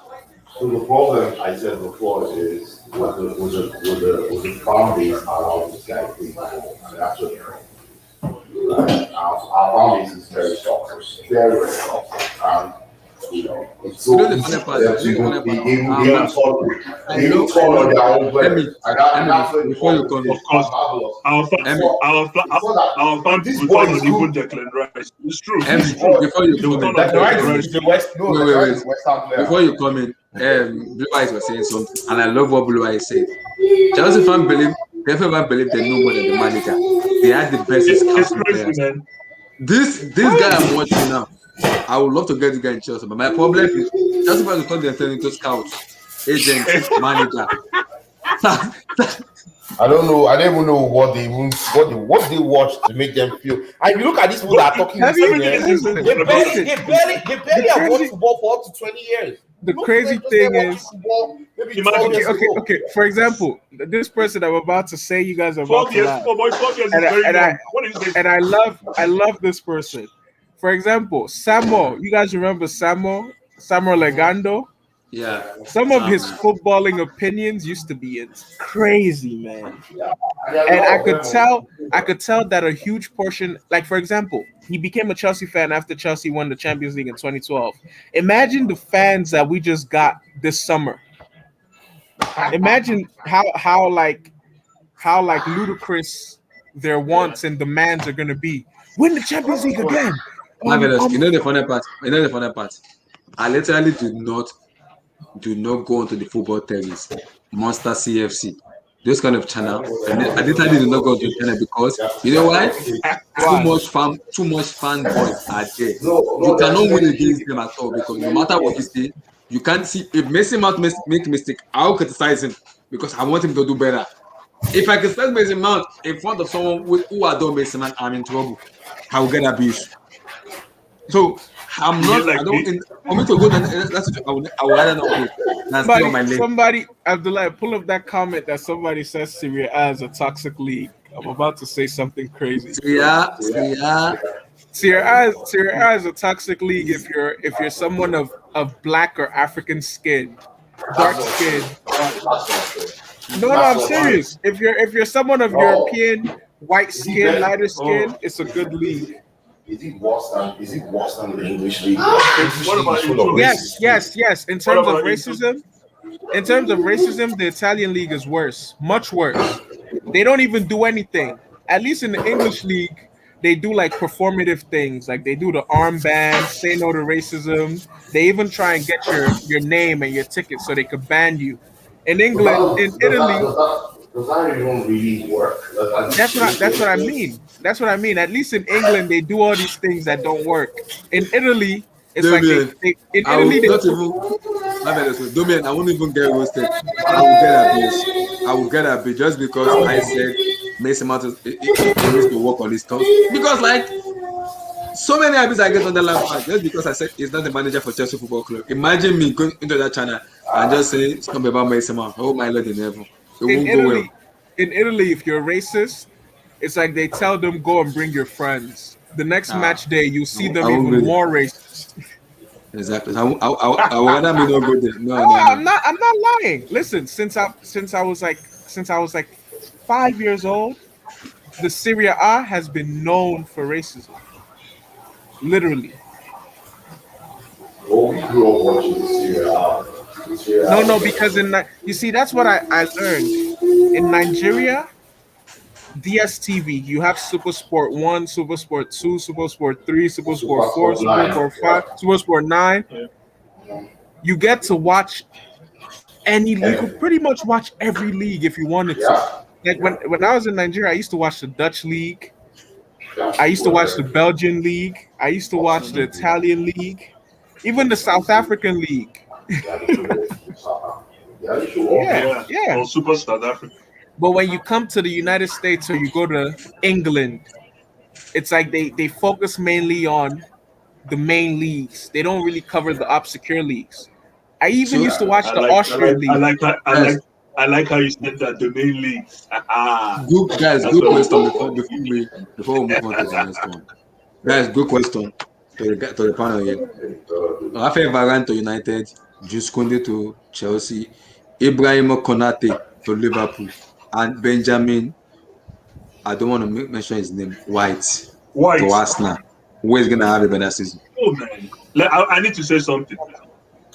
It's one thing about the fans, right? Abusing Kurt Zouma.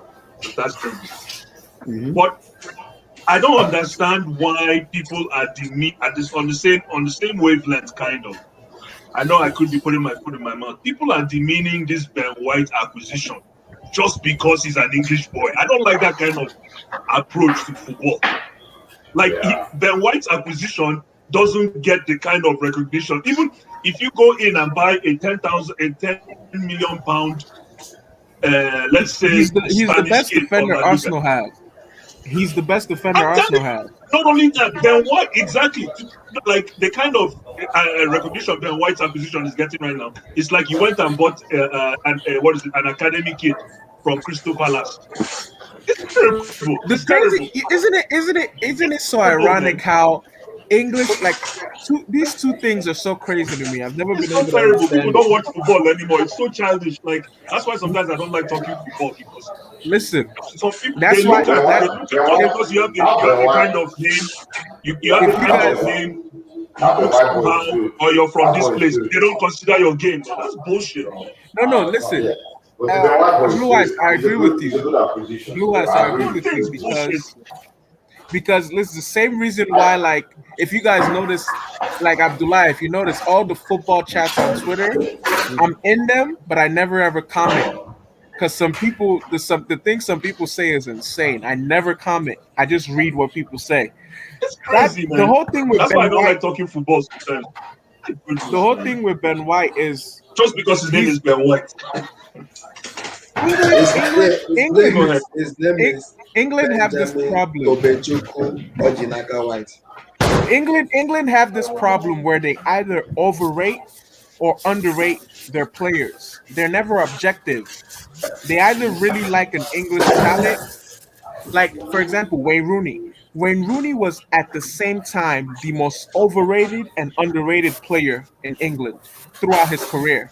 Until he won the Champions League, then people No, no, shut no, the fuck up. no. Throughout his entire career, people would Oh overrate no, and no, no. underrate him at Ray the same Rooney, time. Ray Rooney is world class, man. World class. Let's Exactly, not Wayne get that. Rooney is world class. He's world class. He was, yeah. And I think he has the best first touch I've ever seen in the Premier League. Money. I remember I said it. And people were bringing up who did they bring up? They brought up what? I can't remember who they brought up, but they brought up somebody that has a first touch, and I'm like, that's not better than Wayne Rooney's first touch. I can't remember. Yeah, they said Suarez and they said someone else. I can't remember Wayne Rooney ever miscontrolling the ball. Never. No. In the World Cup. And that's right now, it's cool right now on the internet. It's cool right now to not like Declan Rice. It's the coolest thing. If you want to get hits, just do a show right now and say Declan Rice is the worst CDM in all of EPL. You're gonna get a million hits right away. It's cool not to like Declan Rice. Blue Eyes, let me tell you something, right? It's a passion. The Ben White situation is different from Declan Rice. Ben White goes into Arsenal, he elevates. Wait, hold on. He comes into Arsenal, he elevates the Arsenal defense into a very, very good outfit, right? He's an organizer. That boy is very good. Like, he is a very good defender. He goes in there. He's a tidy defender. He steps up that defense line. He will organize that back line, right? And I don't know why he doesn't start for England, but that's another different case. Boy, let me say something, Abdullah. I'm coming somewhere. So now the Declan Rice situation is different because Declan Rice comes into Chelsea. He doesn't elevate the standard in Chelsea right now. He doesn't. It's not about Kovacic or Declan Rice. Kovacic will always start in a Tuchel's team. It's about suitability. That is the same thing we're all talking about. It's Tuchel that is the coach, not Frank Lampard. No. Declan Rice If Frank Lampard Declan was Rice our is highly coach, suitable, man. he's not highly suitable. He cannot carry the ball and drive through press. He cannot like Kovacic. No. He cannot. People are attaching. No. You see, that's the thing. No, he cannot. If he could, would have listen. would have seen it. Would have seen The problem. I hear you.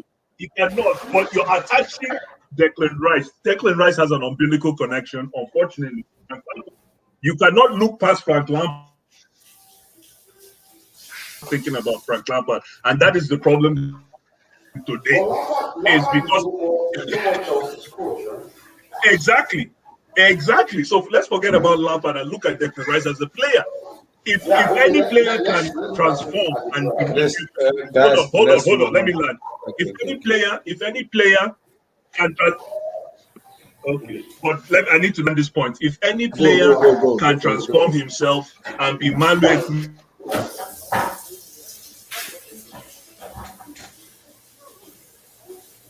Yeah, we're not hearing you though. Are you here? Continue, Blue Eyes. Go ahead, guys. Okay. Oh no! Oh shit! Now it's time to talk about this thing here. I hope you guys are ready. Top combat in football tier.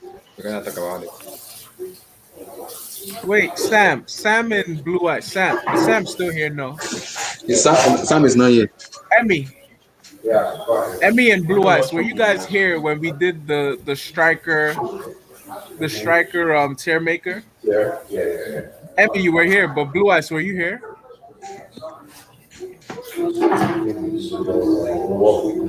Was Blue Eyes here? Blue Eyes, jump and pass. Blue Eyes is. I think Blue Eyes internet is a Oh, little Blue Eyes. bit. Okay, yeah, Blue Eyes. Were you here when we did the striker tier maker? I don't think I remember. Can you hear me? Okay, yeah. It was like 3 days ago. Guess who they put in it? I almost collapsed when I saw it. Matt Letitia. Matt Letestia. Oh yeah, I remember. Yes, I was there. I remember you were. You were here? Oh You my were so god. excited. Oh Yeah, I my! know. Whoever made that You tier lost it. list, I remember. whoever made that tier list is original, man. Legendary. It's me. Legendary. Legendary. Goat. So let's go with this one now. I The know. top tier comebacks in legendary you first. So why are you gonna put in GOAT, tier 1, tier 2, tier 3, and media propaganda? Okay, so I'll have to go with the GOAT. Which one? TV Clutch Gerrard, UCL 2005, where he showed Pirlo the ropes. Relax. I respect Andrea Pirlo. Relax. So you're putting this in the GOAT? Yes. Blue Yeah, Eyes. I think that's the greatest football comeback of all time. If we're Blue being, Eyes. Can you hear if we're me? being Yeah, we can hear you. Give Can you hear us me? give me your pick. For the GOAT, tier 1, tier 2, tier 3. Like just in case you don't see me, it's because I jumped off to come. My it wants to throw me on the ground this evening. I don't know why. Let me look at this list again. What am I supposed to do? Tier comebacks in rack the comebacks. Comebacks. We have GOAT, tier 1, tier 2, tier 3, media propaganda. Media propaganda. Oh, so comebacks. Interesting. That's a very good point. Wow. I gotta give it. Yo, man, 2012 is written down in the sands of history for me. So I'm gonna go the League and GOAT. 2012. That's basically it's like that. Like they say, the first cut is the deepest. You cannot situation. So yeah, that was the greatest comeback for me. Still is till tomorrow. Greater than Liverpool, what Liverpool did to Prime Before you guys Milan. continue, people in the super chat, send in super chat. Man. If you want me to move players, I'll be able to move players to what you guys want. Let me talk to these people. Listen, bro. To all 8 people watching right now, if you would like for Abdullahi Gotlai to make changes to this tier maker list, send in those super chats, man. Run them dollars up. We're moving fast. We're getting there. Don't worry, guys. We're getting there. Don't worry. It's step by step. Sentiment, my brother. Yes, my mic is it's not my mic. It's my internet. Like for some reason, my internet decided to show herself today. So are you like HH? You're using are you like HH? Who is using the Galaxy internet? What's that one now? You can use Galaxy internet. VPN. VPN. What was that thing Blue Eyes used to call his internet during the Champions League streams? Digital. Blue Eyes. I hope the Super Cup. You God, you never see me. I'll be in Nigeria then, so you can't outshine me when I'm using my internet. Oh, you're going to Nigeria? Oh, yeah, correct. I'm going over. Nice. I'm going. How long are you staying? 1 month. I'm coming back September the 3rd. Nice. How long are you staying? 1 month. Oh, nice. Outside will take over for me. Man, correct. Outside will take over for me. Bongo. It's always good to reach Bongo, man. Bongo is the number one. Outside will take over for me till I come back. Travel anything you want to travel. Yeah, so outside till I come back. Outside who's taking over for you? Offside. Oh, offside. Nice. Yeah, she's taking over. Why is she not on the panel? No, she's a little bit sick. She's a little bit sick now. because of the weather, but she will be back. She'll be fully back for the Super Cup. She's going to be the Super Cup, the Aston Villa post match, the Arsenal, the Liverpool. Nice. Yeah, she's doing most of them. Before I come back, she'll be the one taking over everything. And don't forget, guys, Nice. 10 a.m. Eastern time tomorrow. Chelsea has a friendly against Arsenal. And then, man, I'm going. Finally, I'm going after 11 plus years in America. It's that time I have to visit my motherland. Bongo. I have to go there. Go back to you have to go to Bongo, man. I have to go there. So let's continue. Bongo so, is anyone watching the friendly? Is anyone watching the friendly? Yeah, tomorrow? I am watching the friendly. Yeah, I'm gonna be watching it tomorrow. Of course, that's a big game. It's a big. It's an Arsenal Chelsea. So I'll watch it tomorrow. I'll watch it. I just nobody's doing watch along. You guys want to do a watch along? I'll be available if you want to do a watch along for that. If you want me to do a watch along, I'll do it. Why not? Do a watch along. Yeah, I'll be available. Let me set for it that. up because you guys have a digital internet. Let me see which of these. Okay. No, I'm about to say something insane, man. Listen, that PSG Manchester United. Mm-hmm. I think a lot of that is media propaganda. I'll be right back. Wait. Is it PSG? PSG United. I feel like that was media propaganda. Okay, it was a comeback, but it's not what it was made out to be. You see Rashford with his hand on Mbappe's head. Yeah. To the left. You know. Yeah. Oh, this one. Yeah, I think that's media propaganda, man. It wasn't. It was a comeback, but it wasn't a proper comeback. I think PSG were more misfortunate. I think PSG had more misfortune than United had the comeback. Exactly. Emmy, it's your turn. So, which comeback are you going for? Oh, Emmy is muted. So, Bugdad, give me a comeback you're going for. The Liverpool versus Barcelona. Put that down in tier 1. Oh, wow. Because is that a GOAT? GOAT or tier 1 because thank goodness they exposed PK and Lenglet for being grammar. I will put it in GOAT because that day you guys Liverpool literally disgraced Lionel Messi. That's bad. Yeah, that's bad. I have so many comparisons of Lionel Messi that that's bad. Yeah, that's bad. Let me choose. I think the comeback also I love is.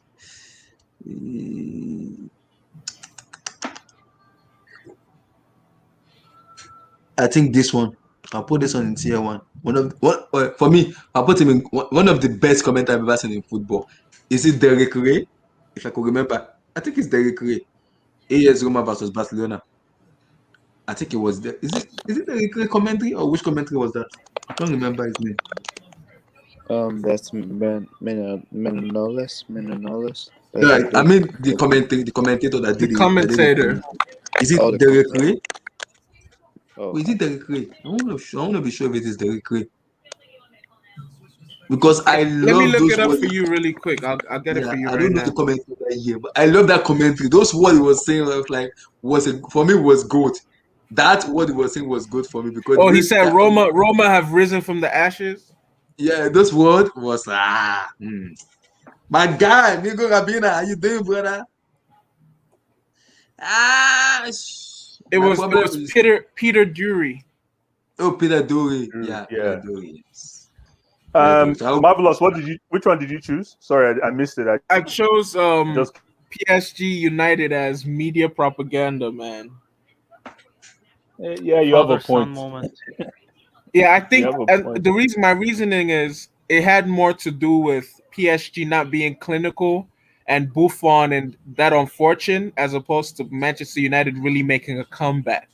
Like they needed a penalty to shore it up. You get what I'm saying? Plus, it's not like for football, man. Yeah, and it's not like they had those goals hard and like they didn't grind. They had that cheap handball and they no. So legendary, give us choose another pick. It's funny that someone mentioned Ever Banega in the stream earlier. Yeah, it was me. Yeah, Ever Banega was in a fight with Conte because he was taunting him about his hair pluck. Yeah, that's what I was talking about. This That's one? what I was talking about. Yes, yes, Ever yes. Banega So, was making fun of his hair. okay, I missed that. So I'll put him in tier 1. I honestly could not believe that he was actually bald. That's what HH Conte and is good. Abdullah and HH need. Stem Don't worry. cell. No, Stem cell. mine is from generation. It's from under roots. I get it from underneath. HH is not generation. HH is like when it was born from his mother who was like bad already. So you can't even if we use even if we use stem, the guy will not go here. You know that Niger saying. You know that Niger saying. Waiting consign vulture with braids. So I mean, HH is okay. He said he's okay like that. Vulture. The You guy know the literally told vulture. me it's fine. He said it's okay with us. So I'm not worried. HH has that. Yeah, it will be fine. It will be okay. It'll be fine. So Marvelous, give us a pick. Oh, I didn't choose yet. Too. Oh, I'm yeah, the Blue last. Eyes, Yeah, go. Sorry, Blue Eyes. Blue Eyes, go. No. I'm at the bottom. Oh, go ahead. it's Go ahead. live. No, So go ahead. No, I already made a pick. I already made. Oh, you did? No, Okay. we are going So second. Can I make a pick? Yeah, make a pick. Go ahead. Yeah, I mean. Go ahead. The Real Madrid Monaco 5-5 2003 2004 season. Radal Melfacao, right? No, that's Morientes. Is it Morantes? Yes, they sold him. They sold him that summer to Monaco, and he came back to haunt them at the Bernabeu. Yeah, I think Is that a goat or tier 1? I'll probably say tier 1 because that was dud, right? It was dud. There was a lot of dud. Yeah. So Marvelous, who are you choosing?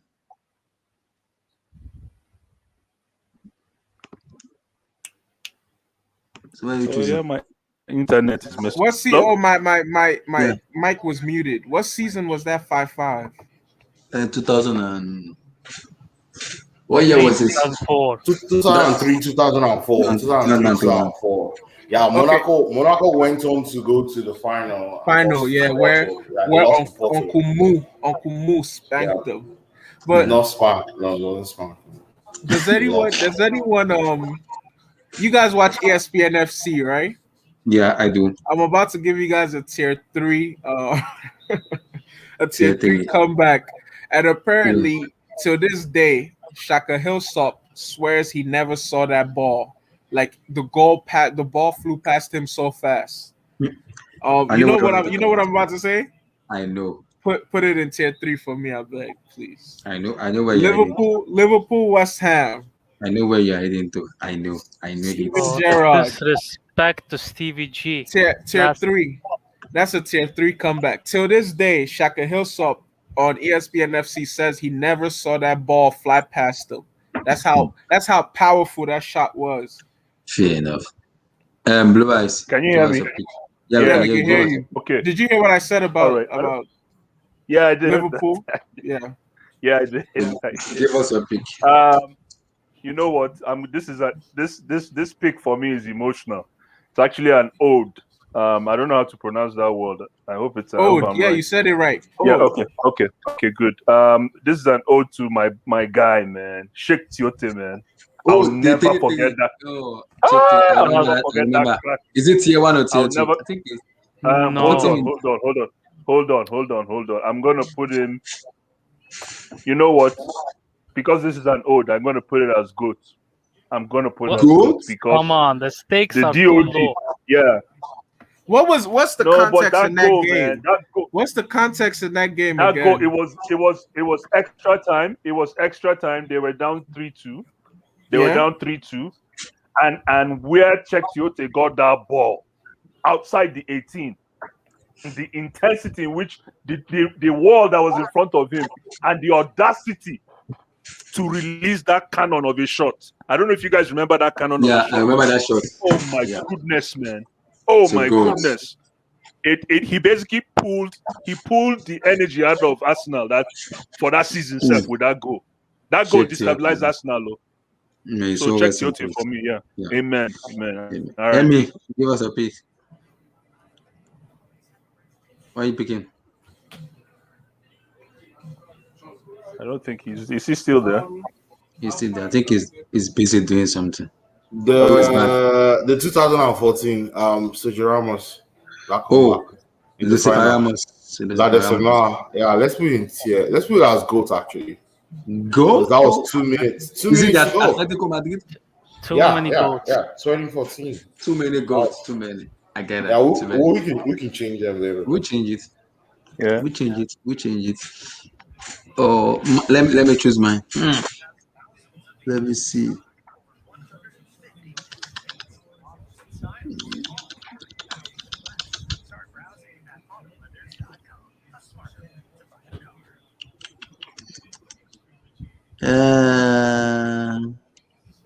I think I'm gonna go with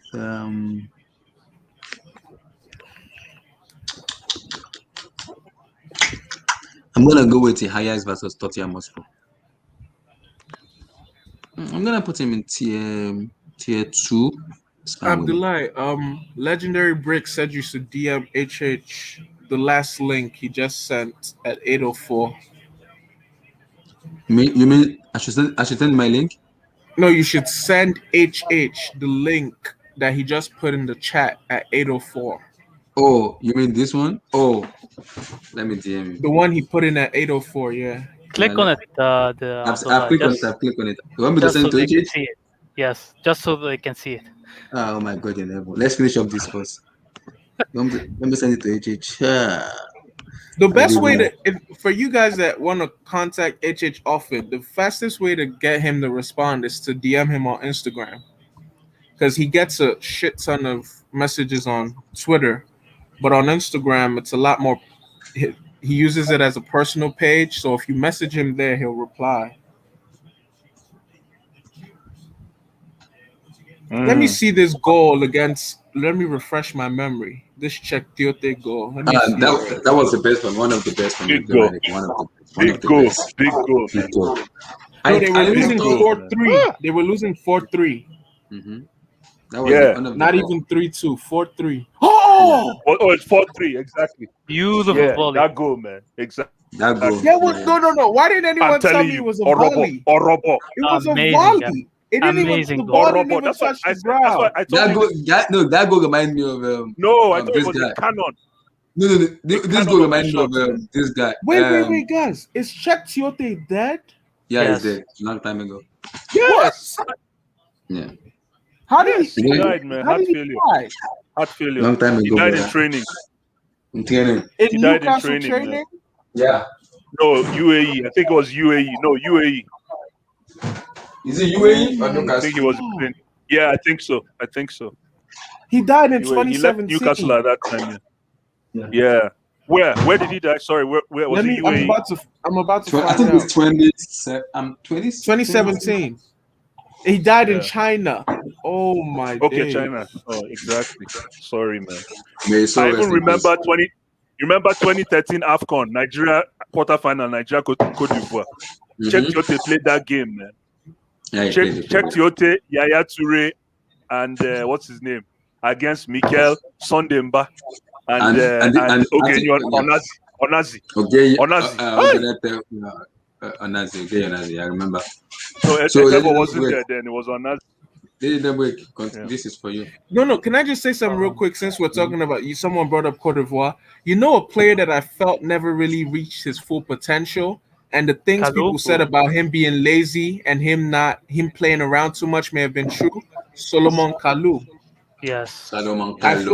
feel like Kalou could have been crazy, man, but he just, I don't know. Yeah, he didn't have a final touch. Kalou for me is the white Ivory Coast, not the black Ivory Coast. It's the white Ivory Coast.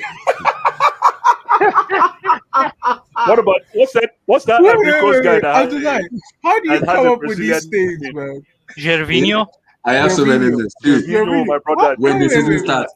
Wait, so Abdullah said HH fans will hate me when the season starts. I have some. Abdullah, what was that? What did you call Mbappe? There's Black Balotelli. Black Balotelli. There is White Niang. White Niang. There's Brown Marion Shamak. White Ivory Coast. No, even remember that so-called golden crop of strikers that Wenger had that never really amounted to nothing. He had Eduardo, he had Shamak, Yeah. he had Bentner, He has Flippong. he had Frimpong. Sentiment. Don't worry. When the season starts, I have so many packages for HH fans and on my stream too. Don't worry, relax. I have so many stuff for them. I will keep my mouth shut at the moment. I'm just giving you a little bit of tip. Don't worry. I have so many of them, but I won't say a word until the season starts. I have another name special for Kylian Mbappe. After the black ballot, there's another name already I have for him already, but I won't say it right now. Don't worry. I want him to do something sensational, something break. Then I'll bring other names. Maybe something sensational in the UCL or something break. If he does that, you hear the new name of Kylian Mbappe from me. But not yet. Not yet. See another one that I think is media propaganda. That Germany, Sweden. Let legendary talk. Legendary, you next. I'm gonna go with arguably it's up there with Gerrard's UCL. The Kun. Oh, I know. Oh yeah. I know what you're about to say, yeah. What level? He said it's goat. He said it's goat. It's goat. To save a 38 game campaign, the last second with a strike, sensational. And you know the funny thing about that game is when they switched to the United game, because United game ended like maybe 1 minute. United had like 2 minutes extra time. City had 5, so they ended 3 minutes before. When they switched to the United game, the entitled Manchester United players that have been winning back Premier League titles for the most part of the decade, because that was at the turn of the decade. That was 2011-12. Manchester United players, the looks on their faces, you would have thought they hadn't won a Premier League since like 1992. That's how entitled they were to the Premier League under Sir Alex. I'm not joking. I still remember it. The look on Wayne Rooney's face, the look on Ryan Giggs' face. You would think these people had never won the Premier League in their career. When they found out City won. I just saw the news now. According to the Spanish reporter, the Sevilla Spanish, very reliable Spanish reporter, Juskunde will be unveiled as a Chelsea player next week. Oh, yeah. Speaking of which, Spanish reporters. 51.5 million euro. Did you hear that? Without Zouma. Did you hear that the highest court in Spain said that the teams in the Super League can't leave? That's a joke. When Florentino Perez was insane. We move. My brother next. Let me zoom in so I can see what's left. 6-1, Eagles 4-0. I think this is Porto AC Milan, right? No, that's Deportivo. Oh yes. Ooh, is it Deportivo AC Milan? Deportivo AC Milan. 2004, if I'm not mistaken. Is it 2004, 2003, 2004? I think so. Yes, it's 2004. Yeah, 2003, 2004. Okay. Yeah, that's a big one. That's actually a GOAT comeback, but a lot of people in our generation don't know about it because it wasn't that much. It was the media. Yeah. The media didn't really cover it, but that's a GOAT comeback, Abdullah. You mean that one? Yeah, they lost the first leg 4-1. Right? 4-1. Was it 4-1? Yeah, was it 4-1? They lost the first leg 4-1. Yeah. Deportivo. Yeah. Where is Deportivo now? I think they're like in the second division. Second division. La Coruña. My people. So, Blue Eyes, you are next. Do I even? Why is Ole here, man? Gollum, 1999. Oh, Bayern United. I'll give it to him. I'll give him that one. Yeah, I'll give him that one. Tier 1, man. Tier 1. I remember that. Tier 1. Yeah, let's do it. Yeah. As if the PE teacher gets recognition. Can you believe this? Emmy, you're next. I will start my comments. You're next. I already know what Damien isn't here. Damien is not here. He's on the which was Germany, Sweden? I don't know that one. I don't know that one either. I don't know that one too. I'm about Yeah, to no, look it that up. wasn't that how when Sweden qualified for World Cup? Yes, it was a World Cup qualifier. They were Exactly. down by Exactly. 4. I remember. With 28 to 30 minutes left, and they Yeah. managed to make a comeback. Exactly. I remember that. Oh, I didn't watch that. But I remember the guys. one. Um,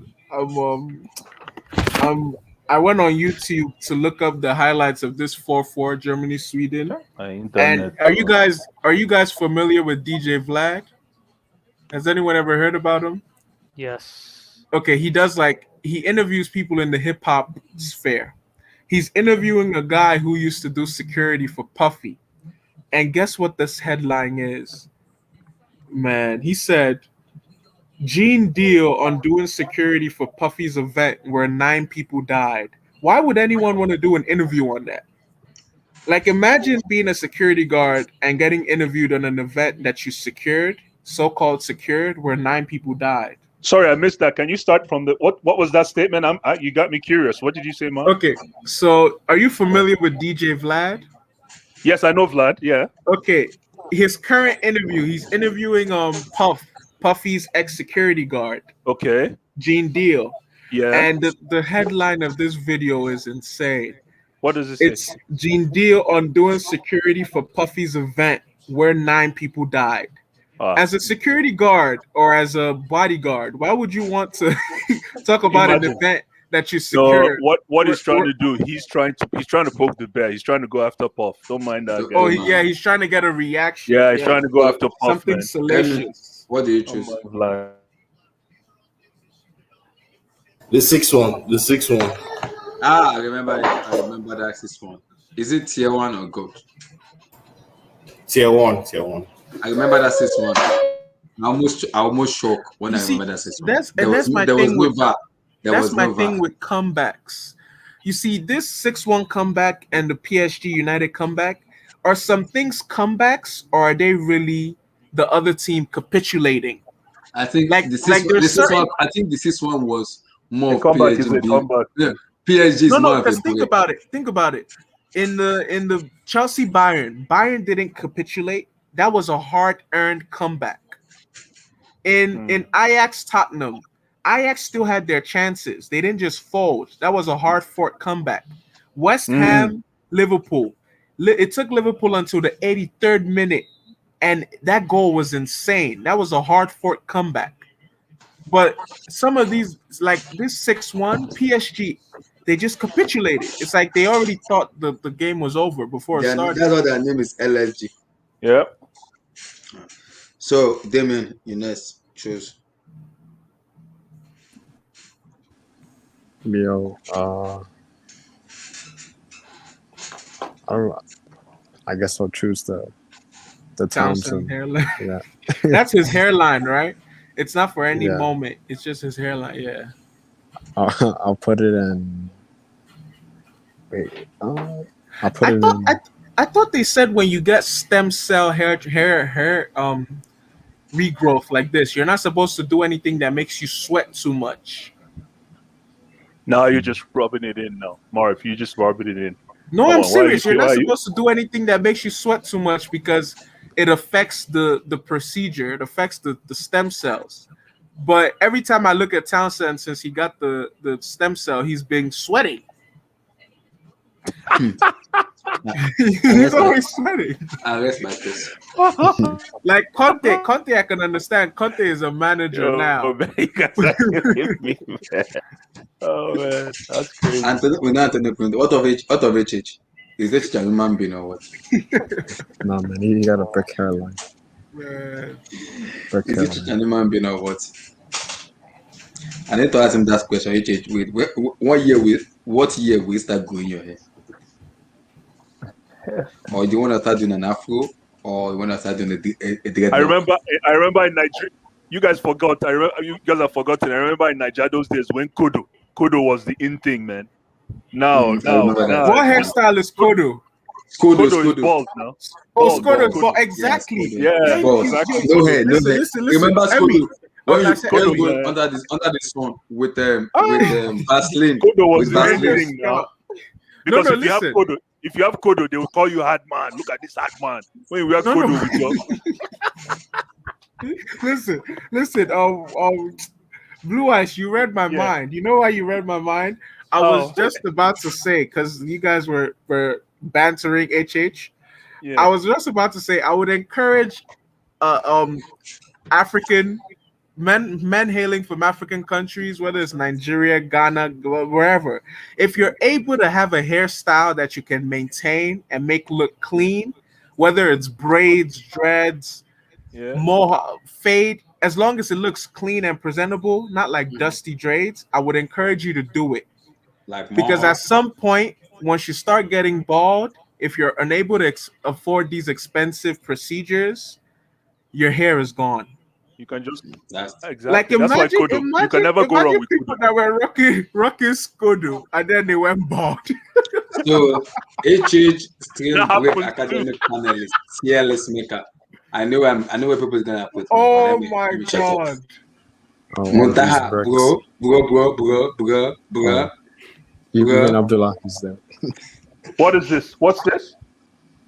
HH stream. Let me see. Scroll down to the options.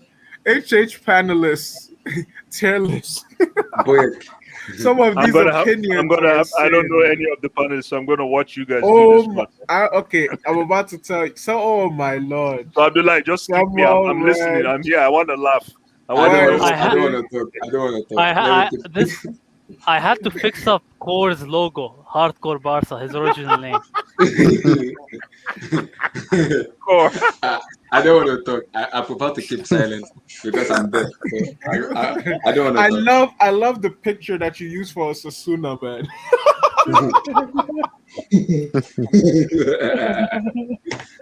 Okay, who's going first? So my brother, you go first. Juju man, goat. I don't know anybody. Goat. Juju man, goat. Man, I haven't heard from Natsa since Champions League final day, man. I hope he's okay. Go. On Twitter, he's abusing Hurricane. He's calling Larry. I'm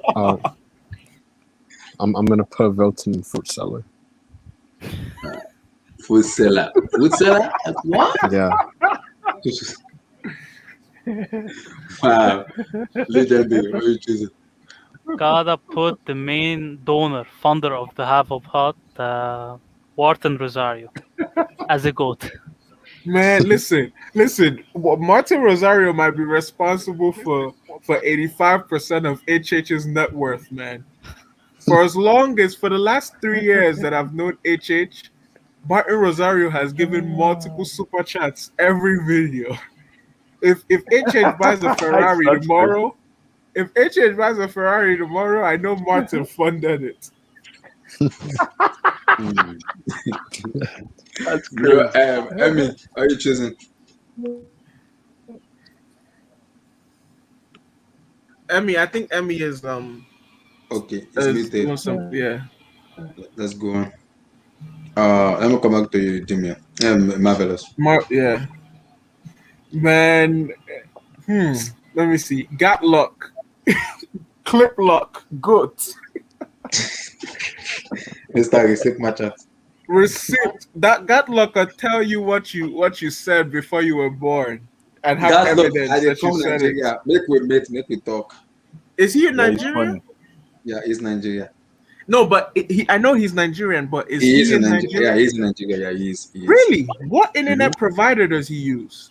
I don't know the internet provider used. A lot of guys in Nigeria use VPN, man. You can VPN to a very. He does use VPN. The last time I talked about it, he used VPN. Man, his internet, whatever he does, his internet is original. He has better internet than guys. I think the most internet they use in Africa is Pretanet. They use most Pretanet because Pretanet is unlimited and it's very faster and it's clear. I remember when I was growing up. The guy is wealthy. Maybe he's very wealthy. Maybe he's wealthy. But I remember when I was growing up in Nigeria, the internet that we had was this thing that looked like USB. Relax. You plug it into your laptop, then you go to their branch. They had an office at Loop. You guys know Luke's Hospital in Lagos, in Yaraba. You go there and you pay. You You go and give them your arm and your preload. leg. Yeah, and they load it up. Your arm and your leg, they load it up. So Damien, choose. I'll put LSK at first cell as well. LSK. You said that. Man, LSK, man, he's just a contrarian. No facts. If he hears you say, I think this player is world class. He doesn't even know the player. You say, I don't think they are. Just to argue. Just to argue. And you know the funny thing? That's how he learns about the player. If you mention a player he doesn't know, he'll disagree with your point. So you tell him more about the player. Then the next hangout, he'll come and be talking about the player like he was the one that brought up the player. Legendary finesse. I'll put Muntaha as tier 1. Yeah. Brotaha.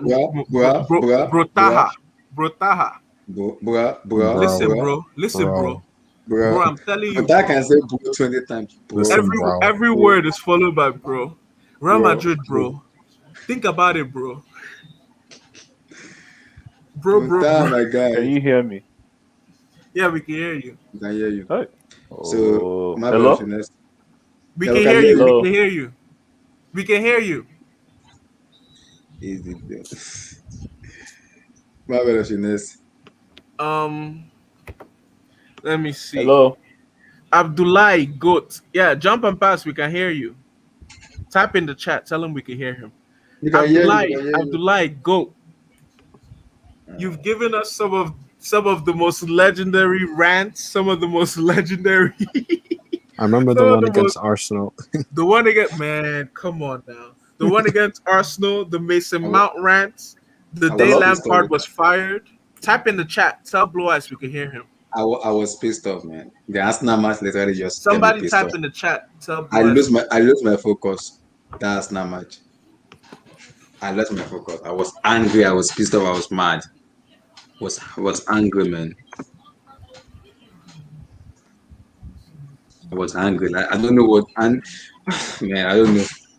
I was just pissed off that day because what Lampard was doing was literally. Ironically, that's what you were saying. You were saying, I don't know. What is Lampard doing, man? I don't know. What is he even doing? Oh. You're pulling Kai Havertz off the bench. What are you doing? Man, I don't know. This guy has to go. I'm angry right now, man. I'm angry. This guy has to go, man. He has to go. What game was this? Man, pull it up. Abdullah, please pull it up. That was Arsenal. No, I saw that. I saw that run. Yeah. 3-1. Oh, yeah. Listen, anytime I say this, people think I'm crazy. In the last 20 years, anytime we play Arsenal around Christmas and Boxing Day, we've always lost. No, hold on. What about when no. Okay, maybe not all the games because that one majority. Exactly. Majority. The one that Eden Hazard ran through Coquelin and them. That was Christmas time. Yeah. Aside from that, but for the most part, we always lose, and it's not even a case where we lose. We just capitulate.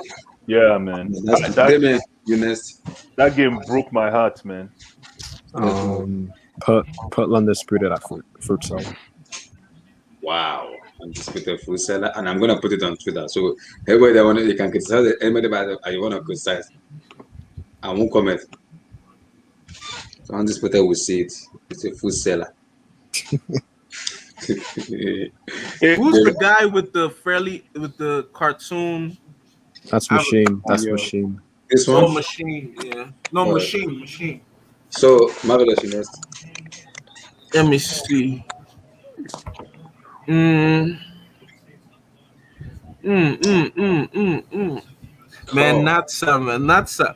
I really think Natsa is a fruit seller. Hold on, guys. I have to take a phone call. Hold on. Okay. Had a phone call. Fruit seller. Demi Invest. Oh, no, sorry, legendary. No, legendary. Invest. Put Rad as tier 1 as well. Who? Red. Oh, Red. What can I use to remember Red? I want to remember his acronyms. Benzema. Benzema. His name is Benzema. Benzema. Relax, relax. Abdullah, Yep. can you hear me? I need to sort out my internet, so I'm gonna Okay. jump off. Are you gonna Okay. do? You're gonna do the watch along tomorrow, right? I'm thinking about yes. You're thinking about it? Okay. Okay. If you're on, I'll join you. Gentlemen, have a great evening. Have a great weekend. You too. You Fix too. your All right. mic, man. Fix your mic. All right. Peace. Peace. Peace. So, Damien, next.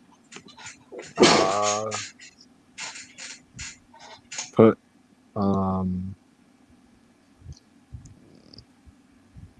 put Saeed at tier 2. Tier 2. Yeah. Marcus Ballon d'Or. I remember that. Marcus Rashford Ballon d'Or. I remember that. Let's move. Break that. Help us out here. Biddy core goat. Oh, jeez. Like, seriously? This guy's the definition of a fruit salad.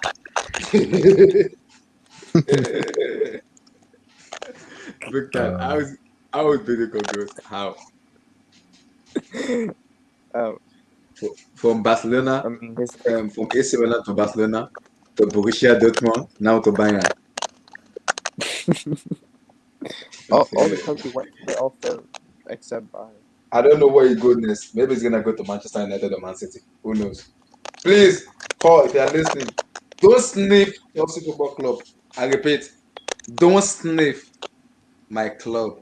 I repeat, do not sniff Chelsea Football Club, please. So you're telling me call is gold? I don't want to comment. Let's move. Legendary. The next. Let's put Osasuna as tier 2. Osasuna tier 2. Let's put Osasuna this one. No, the Guardiola. Pep. Oh my God, drinking water. What the heck? That's favorite HHM emoji. Favorite HHM emoji. Whenever I lose, it takes water. Whenever I lose, I wonder what's gonna take this year if you lose your football. Maybe it's gonna think like Pep Guardiola. If Pep loses this year, the man might just explode on the sideline, man. He may just combust. You guys ever heard of internal? Have you guys ever heard of internal combustion? Yeah. Where human beings just turn into fire. Oh my God. So, Marvelous, you next. I actually think Red Red is tier 1. Not Red. Red Devil Studio. Tier 1. I think he's tier 1.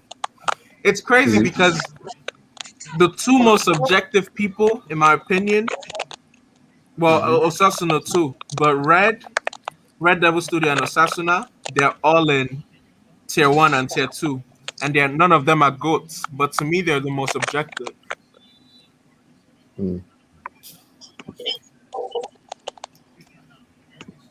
Okay, so what's next? Let me see. My only thing with Red is anytime United lose, he doesn't show up. He always has to study. He never has to study when they win. He has to do examination. Yeah. He has to do examination. So give me a Eunice. Yeah, reminding of, people dipping after teams loses. I gotta put Samuel at fruit seller. This guy's been gone for a couple months. Disappeared for man. No, he only said on Chichanga that it's because of his work. I was like, are you kidding me? No. I work too. Bro. I work So too. you started working after they started losing, eh? I work too, man. The problem because I work too. I don't know where the problem is in terms of work because I work also. No. I don't know why work is the problem. Guys are fruit seller. With that. All Liverpool fans are like that though. When they're succeeding, they're like the most proud. I don't know. Liverpool fans are too. They are too. See, they're the most Liverpool proud. and Arsenal fans. Liverpool and Arsenal fans. I know you are listening to me. Arsenal fans and Liverpool fans are toxic to my lifestyle and my behavior because Arsenal fans will rate their player as if he's a world-class player, and it's a break. It's a break. When Same thing Liverpool is winning, their fans are some of the most arrogant people. But when they're Imagine losing, Liverpool having the audacity to compare Lucifer Rapmont and Virgil van Dijk. Like, no, what the heck? No, listen. Let me be serious. Since 2018, what year was it that they made it to the final and lost? 2018. 2018. Okay, since 2018, since that season where they became incredibly good, I remember there was a time where out of a space of 10, there would be 6 people out of 10 that were Liverpool fans. Sometimes you have a hangout where it'd be 9 Liverpool fans, and HH would be telling them, like, listen, I have to get other fans in here. And that's the thing with Liverpool fans. Last season, the only one that was showing up was Jamal. It's almost like they never existed. And guys, what's the name of that kid that was a Barcelona fan? Who's that? Not Egg Boy Hero, the other one. There was this kid that was a hardcore Barcelona fan that vanished also. Oh, you're talking about Terra Complicatus. Terra. Oh, Terra, yeah. He had a YouTube channel. I went on his YouTube channel. It's like no Barcelona video exists. It's like they never existed. What the heck is Terra Complicato? Where did he go? Is Terra Egg Boy Hero? No, I don't think so. No. I think it's different. Egg was like, he's a weird man. He's a weird man. Egg was a weird man.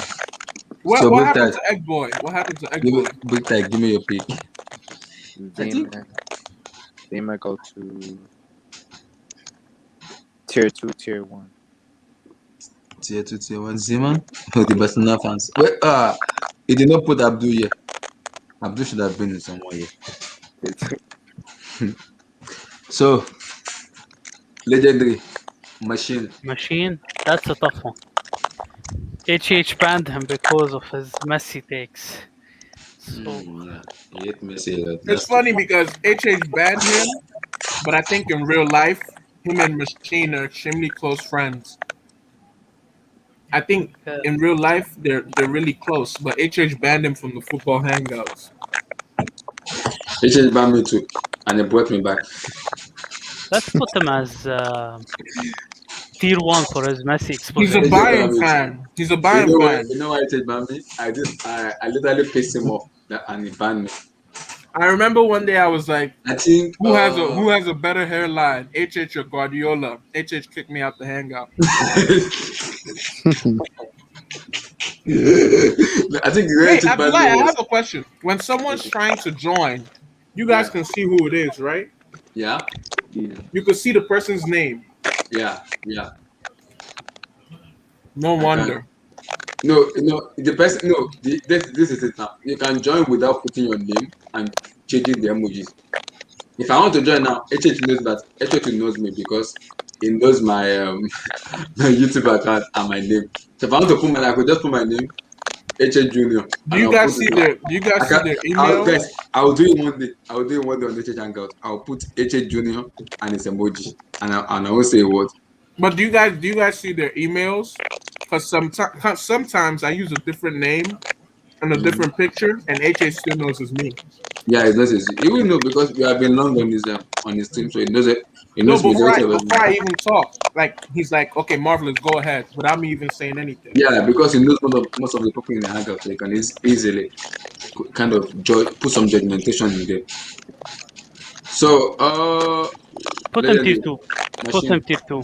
Tier 2. Machine, the Messi hater. The funny part about it is UCL is coming up. You see so many fans coming up for the UCL. People are no. Listen, Machine has a really bad Bayern bias. He's a Bayern fan, right? Mm-hmm.